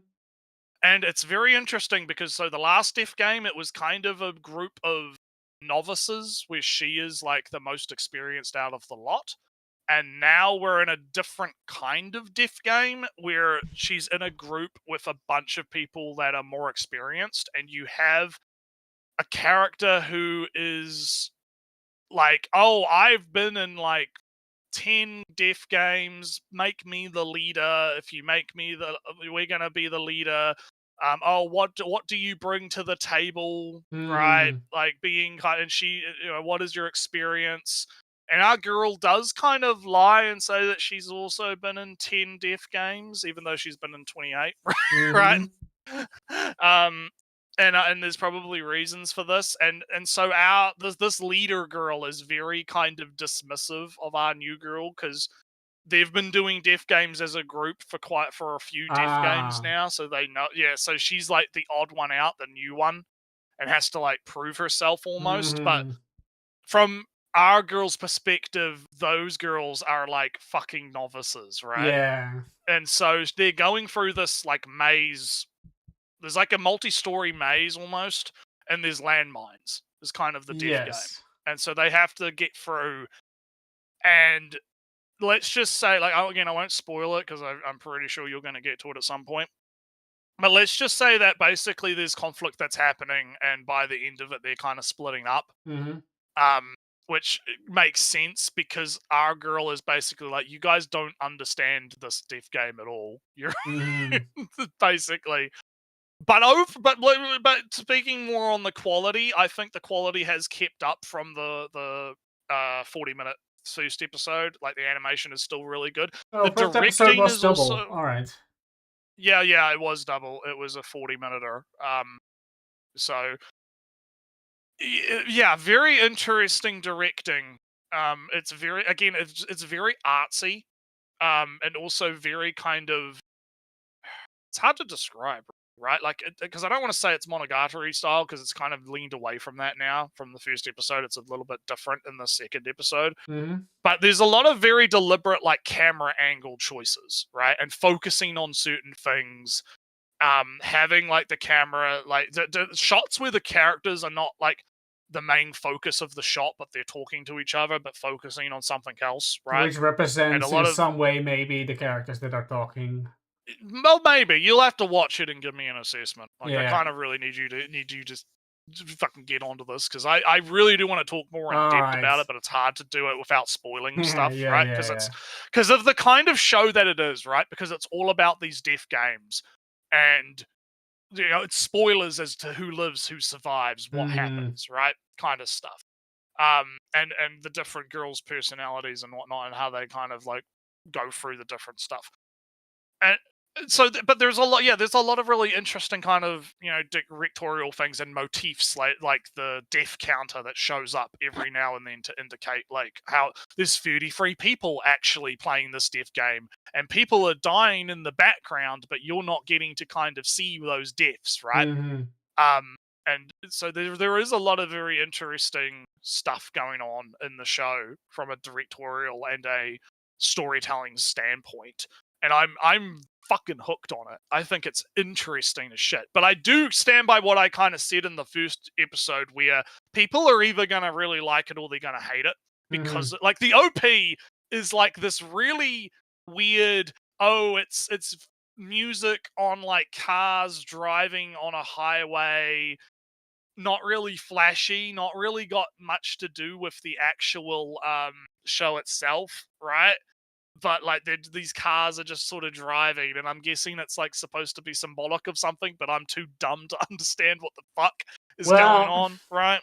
just the And idea, right? Just the idea of Death Game to put food on the table kind of feels, you watched Joe's Understanding Apocalypse series. Yeah, and the to hammer that point home, every episode starts with the tagline, "This is a story about a distorted world" or something. Yeah. I So don't know if it it- was distorted or like basically fucked up is what it's saying, Yeah. right? And that is like the tagline of each, like the start of each episode so far, because it's only 2 episodes, right? Mm. It's after the OP, it comes up with that. Almost like a fucking content warning, right? Like, this is a story about a fucked up world. Fucked up shit's going to happen. I mean, it's a world in which people are doing, like, these girls are doing these death games where there is an actual risk of dying Mhm. in order to make money, right? And so it's kind of like imagine and it's interesting because we haven't even seen a whole lot of the world outside of the death games yet, right?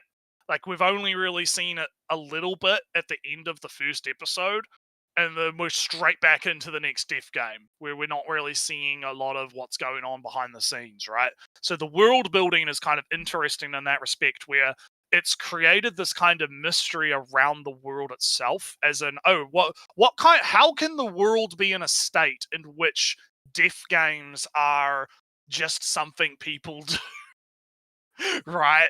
So As a means to make money, right? well, Like, Naretsu, how how fucked has society gotten?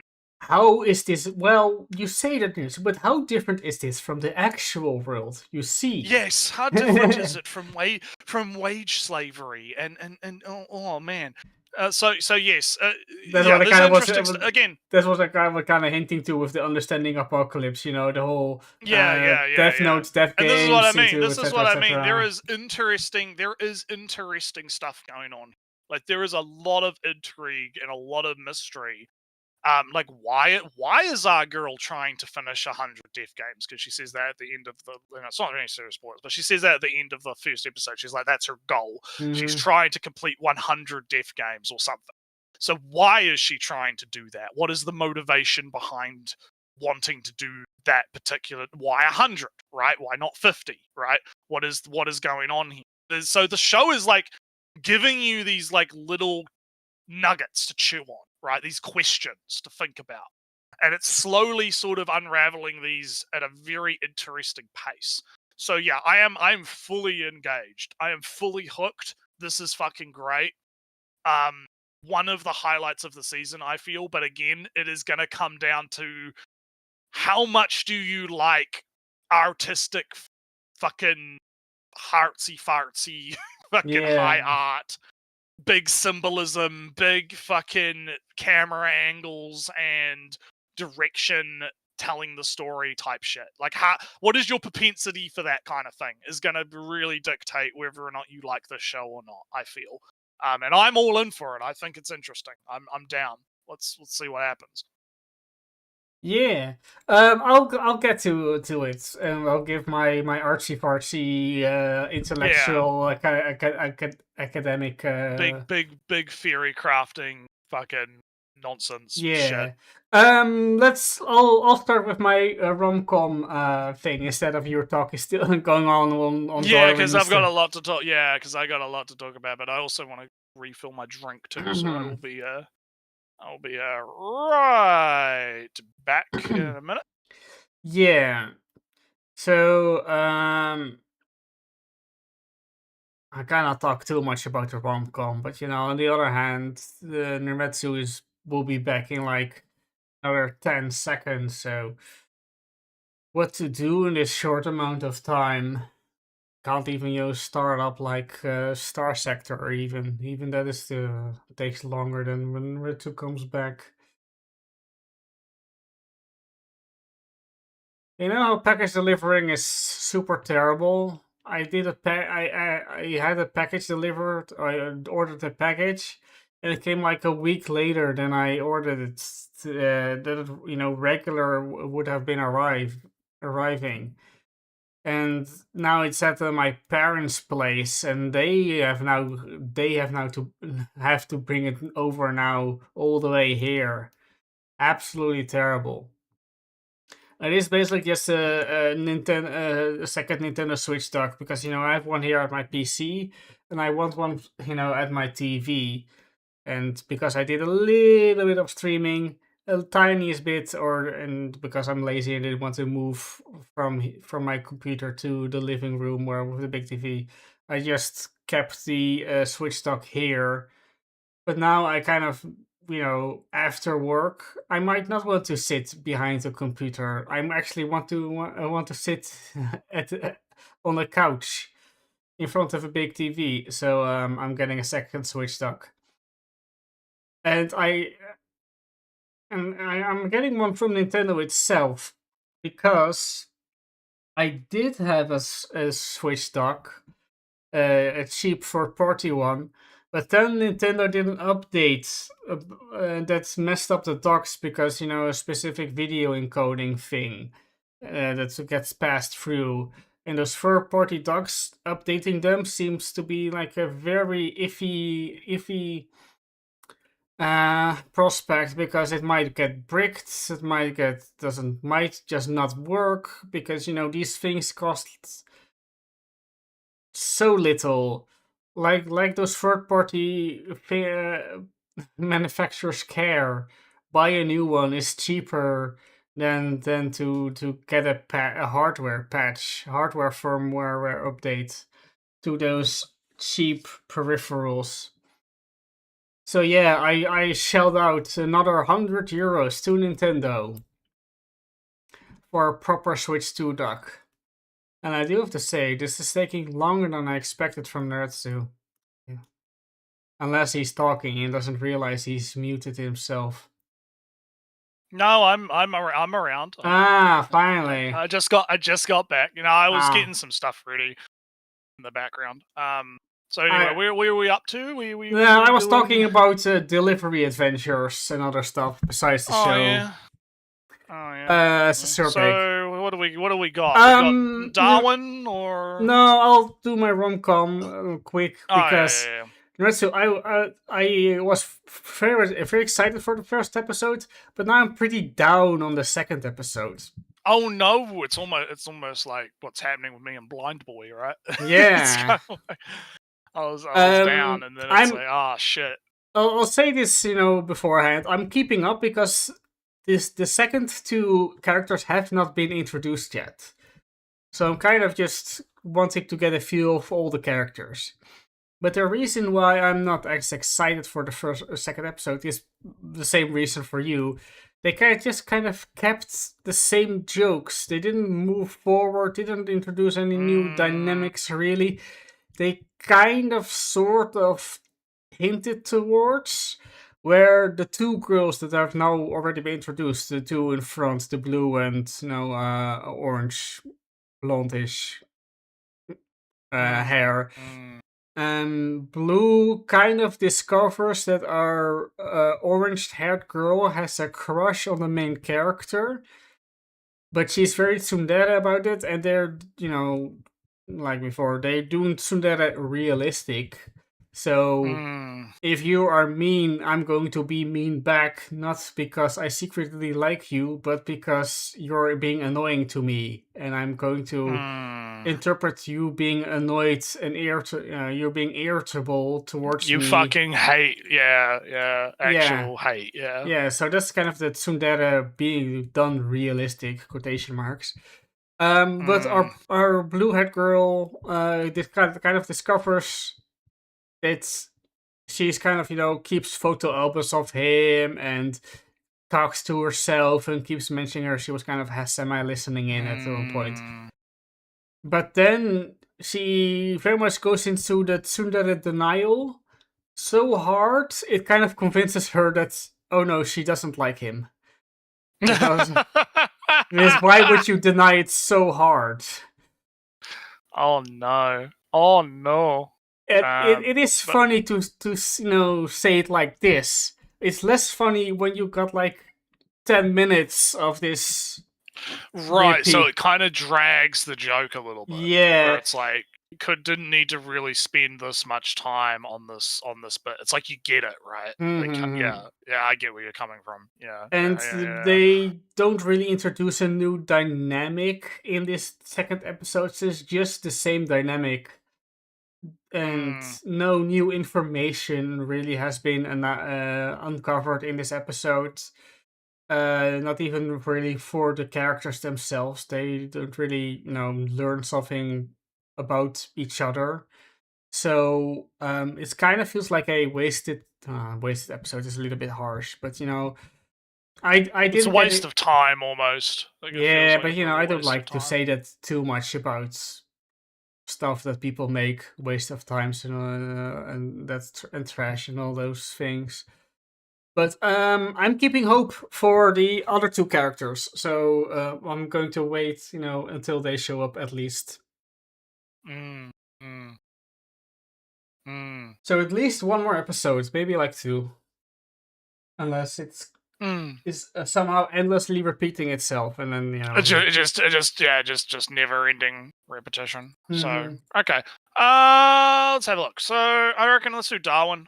So Darwin, yes, there's some interesting stuff happening. We're getting, the terrorists are showing up, and they're pretending to be people and talking to our main girl and trying to figure out what's going on. Mhm. Trying to get their hands on Charlie and whatnot.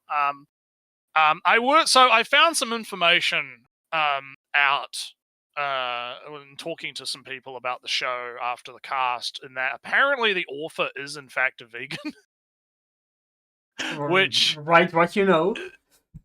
is no, but I find that fascinating considering the way that the terrorists are kind of portrayed. Because remember last episode I was talking about how it doesn't feel like there's a whole lot of nuance in the terrorists. They kind of just seem like fucking schizos or psychopaths, right? Which is interesting. So I'm wondering if it's like the callers coming from inside the house. There's like this is a vegan that sees these crazy fuckers and is like, please stop. Please stop gluing yourselves to artworks and doing cringe. Stop being cringe, right? I'm interested to see if that's the case. It could be fun. But there's also interesting discussions with Charlie during lunchtime with bully people that show up, where Charlie is an interesting character because he's not. He's very clearly being written as not human, not animal, right? Despite being both, because he talks about how like. What was it? I gotta remember now because I watched it like a few days ago. But there's a conversation about like, okay, so um, yeah, I don't mind if you eat other animals around me or eat animals. That's on you. I don't really care. You could even eat humans in front of me, and I wouldn't give a shit. Yeah, why not? Yeah, and everyone in the cafeteria is like, wait, what the fuck? Wait, what? And Charlie's like, pretty interestingly, like making an argument about like, well, I mean, like, why are humans like held so special, right? Like, you wouldn't like why do you have a problem eating humans compared to eating, like, basically making like a veganism argument as in a sense about why do we treat humans differently to other animals, and all the other characters don't really have a good comeback to that, right? Yeah. And I can kind of get like, it's kind of interesting because on the one hand you could describe it as like self-jacking off, because if the author is a vegan, maybe I'm misinformed on that. I could be wrong. Let's benefit of the doubt. I don't know, right? Could be lied to. But if it is the case that the author is in fact the vegan, you could possibly view it as them self-inserting, right? And being like, oh, here is like the argument for why veganism is actually super, like, oh yeah, you'll eat a fucking cow, but you won't eat a human. Haha, checkmate, atheist, right? kind of argumentation, in a sense. I don't think if you watch the show it comes off like that, but I'm bringing it up because I can understand how someone would interpret it like that. But the point is to kind of more show that Charlie as a character doesn't see like a moral difference between like an animal and a human, right? And because he isn't a human. So why would he have a moral problem with eating a human, right? Like, the only reason he makes up, because he says the only reason that he's a vegan is because the people that adopted him are vegans. So he's lived his entire life as a vegan. And he basically just explains, well, I mean, why would I change now? Like, why would I, like, what's the point in changing now? Like, I've been doing it for so long, right? Like, it doesn't really matter. to me at least, right? Me as in Charlie, right? And so there is an interesting kind of dynamic there, and there's a conversation that happens with our main girl, who's kind of now solidified herself as Charlie's friend, basically. Yeah. And they have a conversation about how to like Charlie views humans the same way. Like they're talking about ants, right? Because the girl is like kind of antisocial and doesn't really like people all that much because she views them as kind of like ants, right? Like just going through the flow, going with the society and all that kind of stuff. She's not a terrorist, right? But she's just antisocial in that regard, right? Kind of like me when I'm ranting about how community is bad. But Charlie's response to this is he's talking about how, yes, okay, so when you look at ants from far away, they all kind of look the same. But then when you like get up real close to the ants, you notice that they all kind of have differences, and you know, some of them are bigger, some of them are smaller, some of them like have different personalities and they like are aggressive, some of them are not, right? So, and he's talking about how he views humans the same way, right? To him, from his perspective of not being a human, humans are like ants in that from far away, they're not actually that interesting. But then when you get really close up to them, they are super interesting. And that's why he wants to keep going to school and interacting with humans and getting close to humans, because he finds us fascinating in that kind of way that we would find like an animal fascinating, right? Yeah, so there is so I'm interested to continue it. There's some interesting stuff going on. I do worry about it getting a little bit fart snuffy, right? Getting a little bit, too up in its own moralistic kind of, sentiment, right? Is it going to get a bit too preachy, I guess? And I feel like we need to kind of have a little bit of nuance here, because I don't necessarily mind if it's, it's pro-veganism, anti-veganism, pro-terrorism, anti-terrorism. I just feel like if you're going to tackle these subjects, especially in a real-world setting, right? Because this is basically set in America, right? In a real-world setting of America. If you're going to start tackling these subjects in a realistic, real way, you do kind of need to be a little bit nuanced in your opinion. Otherwise, it does start to get a bit preachy. So I think it's too early to tell whether or not it's going to go in that direction, which is why I'm giving it a bit of leeway. But, we'll find out. We'll see how it goes. If it ends up getting a bit preachy, I'll let you all know. But, so far, it's been pretty okay. So far, I would say it's been okay. But we need a little bit more to go on. So, anywho, speaking about the next heavy hitter of the season, Sentenced to Be a Hero, very interesting show. We kind of pick up right where we sort of left off, with our troop, our guys waking up. We've got the goddess who's oh, please praise me. Please praise me. I'm big praise. Please give oh man, yeah. She is very adorable. She is a very fun character, very interesting. But we also get introduced to some new characters. We get introduced to King, the guy who thinks he is the king. No, he's totally the king. Yes, Your Majesty.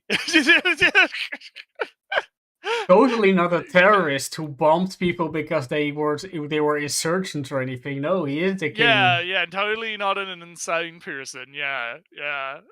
But he's a genius at like rune tech, basically, right? So he's a genius at creating like stuff, because they kind of go into a little bit about how the magic sort of system works, where you have these kind of runes that can be inscribed into things to cause different effects, and our main character has some of these like on his body. That's how he can like jump and like fire explosive knives and stuff, right? Is he like imbues magical energy through the runes and like tattooed on his body. And he apparently has more on his body than what he's able to use, but he can't use all of them because he's of the current state of him being a hero, and there's like restrictions and stuff on him. But yeah, we get introduced to him, and we also get introduced to another interesting character, who is this guy who is almost like zombified. Yeah, he is like a zombie man, a shell.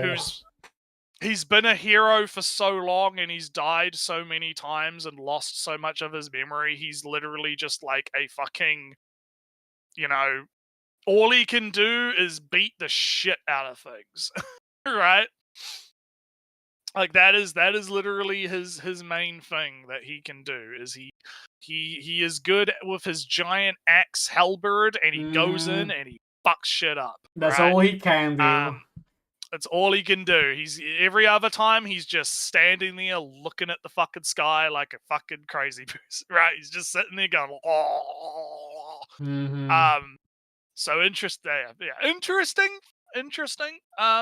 And so our basic plot is new mission, clear out the mine village on the outskirts where the blight is taking over. We find out that like 50% of inhabitable space has been taken over by the blight, which is not good. Humanity is not winning the fight, not doing too well right now. I'm kind of wondering at that line, was it just for this area, for this land, for this province, or for the whole kingdom? For the world, yeah. Would like some clarification on that, maybe, because I've been watching, there's the guy that does the, what they left out of the novels. What did they leave out? Oh boy, big thing. That guy's been doing videos on the series, so I have been watching some of those. So yeah, we'll see if he talks about that in the next video he puts out about it. But essentially, yeah, they're going in to clear out this mine. They go to the village. The village, like, there's some holdouts left in the village, but it's, they're going to have to probably move soon because the blight is taking over. There's big, oh, Daddy said he would come home, but he hasn't come home. Oh no, this is sad.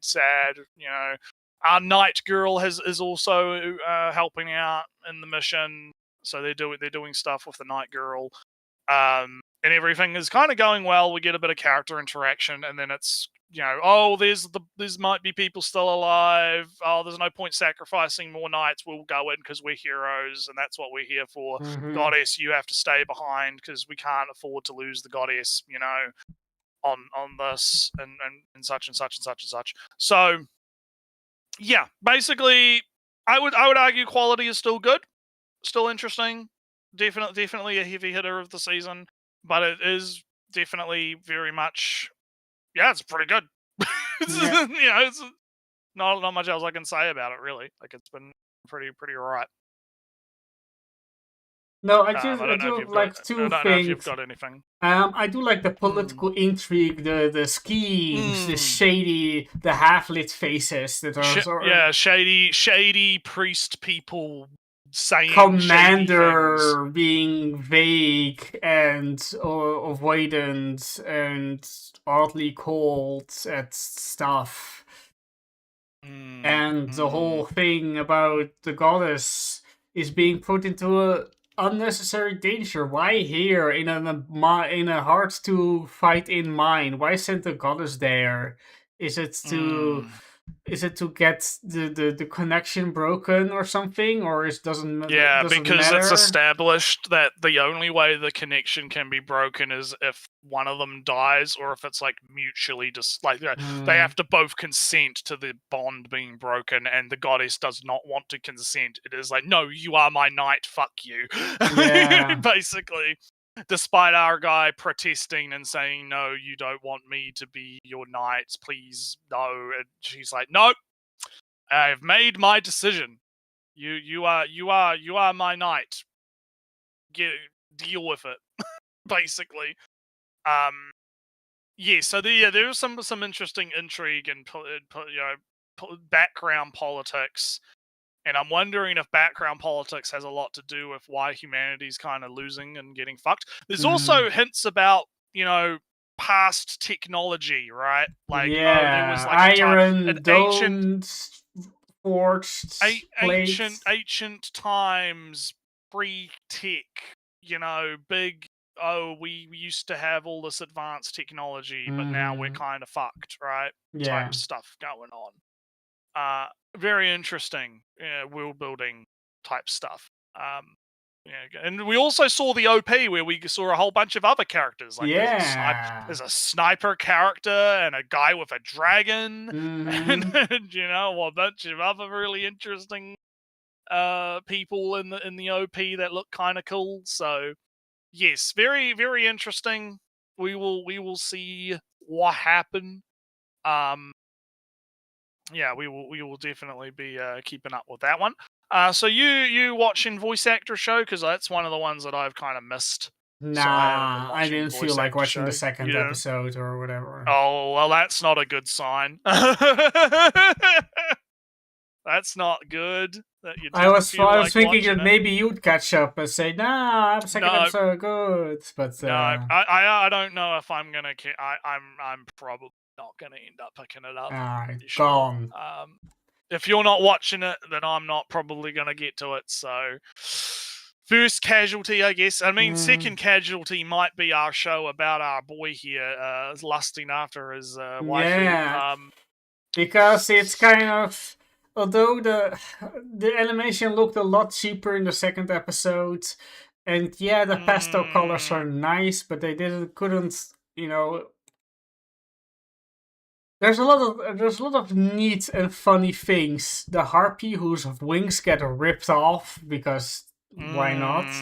That's what he did with his horn. Why not rip off the wings of a harpy? That sounds logical. Oops, that's kind of rude.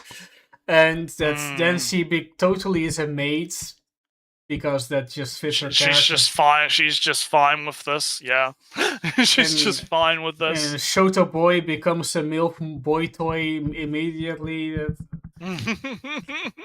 So you've got the mage girl who wants the main hero guy, but the main hero guy also wants the priest, and then we got the quiet redhead swordsman who has a girly voice, but he maybe it's actually a chick in disguise. I don't fucking know.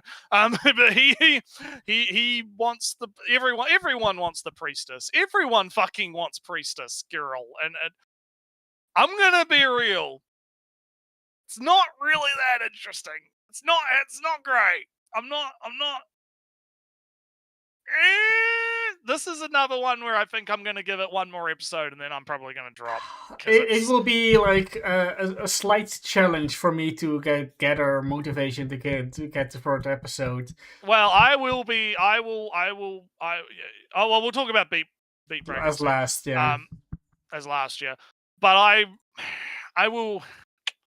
This one it's annoying because I can kind of see where it's going, but a lot of the gags are just not landing really. Like some of them are kind of funny, but it is very like, oh, the hero guy wants to impress her, so he picks like the big necklace, but our main guy picks one that she actually likes. And she's actually into him, but doesn't want to. Oh no! And I'm sitting here like, look, just fuck already, okay? Just. But that would destroy the whole point of the show, right? Because the whole point of the show is the chasing after the girl, right? Yeah. Like that's the whole point. But to me, because it's like none of the actual gags are landing, and the fact that it's become really generic, and that. Oh, suddenly everyone just like, it would be fine if it was like, oh, the main hero guy likes her, right? That's fine. And then you have like the love triangle where the mage girl likes the main hero guy, but he's too blind to see that, right? That's classic dynamic. But now you're introducing like even like the quiet swordsman guy is a rival now, and it's just like. Too much. It's too much, right? You're leaning into it a bit too much. I can almost feel a theme of fame and worship coming in, right? Almost, I feel a hint of the effects of fame, unwanted affection, and all that stuff. Yeah, and I again, it's like it's not terrible. But like I think about other like romantic comedy romance things, like because I watched it was the ugly girl. She wasn't really ugly, but you know the guy, the pretty boy and the ugly girl show from like a couple seasons ago. That was pretty generic, but at the same time, it was also very like it was nice, you know, like it was like a refreshing like. Fruit burst or something, right? Like a lolly that you eat, and it's it tastes good. It's very nice. This is just like you're eating like a fucking like super strong sour lolly, right? Yeah. like it's way too sweet. It's not really what you want after like watching, like if you're because we look at the stuff that we're watching Centers to be a Hero and Oshi and Death Game and Chainsaw, Rerun. we're watching all of these like high impact big hitters, shonen, big fights, big emotionals, big stuff, and you want something that's like a little bit chill, right? It's Mhm. just kind of lovey-dovey and a little bit chill, and you're watching this relationship form over time, right? And that was kind of what that show was, right, for me at that season. But in this time around, this just feels like they're leaning too hard into the bit. It's a little bit generic, and even with the bit, it's a little bit generic. A lot of the gags are just not Yeah. really hitting that hard. Yeah, this is a drop contender. This is definitely a drop contender. But I mean, look, I'll give it the 3-episode rule. I'll watch the next episode, and if I'm just kind of like on my phone on Twitter, or something, if I'm not entertained enough by it, I'm kind of gonna be like, nah, Yeah. I'm out. So moving on to Beat Break, which I think is our last one. Yeah. Else. Beat Break's doing all right. Like I said last time, we were introduced to the rival team. Rival team is all military and duty and following orders and doing stuff, and they have a big fight over. They're having a big fight, and digi evolutions happen, and big things go on. But then what happens is, oh no, the guy didn't follow orders. He stuck around even though he was told to fuck off, right? And that led to big fucking they managed to capture the thing and get away, right? Even though and then military man punches this fucking 14-year-old boy What? because he disobeyed orders. Oh. It's fucking. I did find that funny. I'm not gonna lie. But it is very much. Like it's good. It's good. I do find it interesting as like a Digimon for that seems to be aiming for like a more modern generation, right? Mhm. Like in terms of like the way that the world building is set up and the way that Digimon exist in the world, right?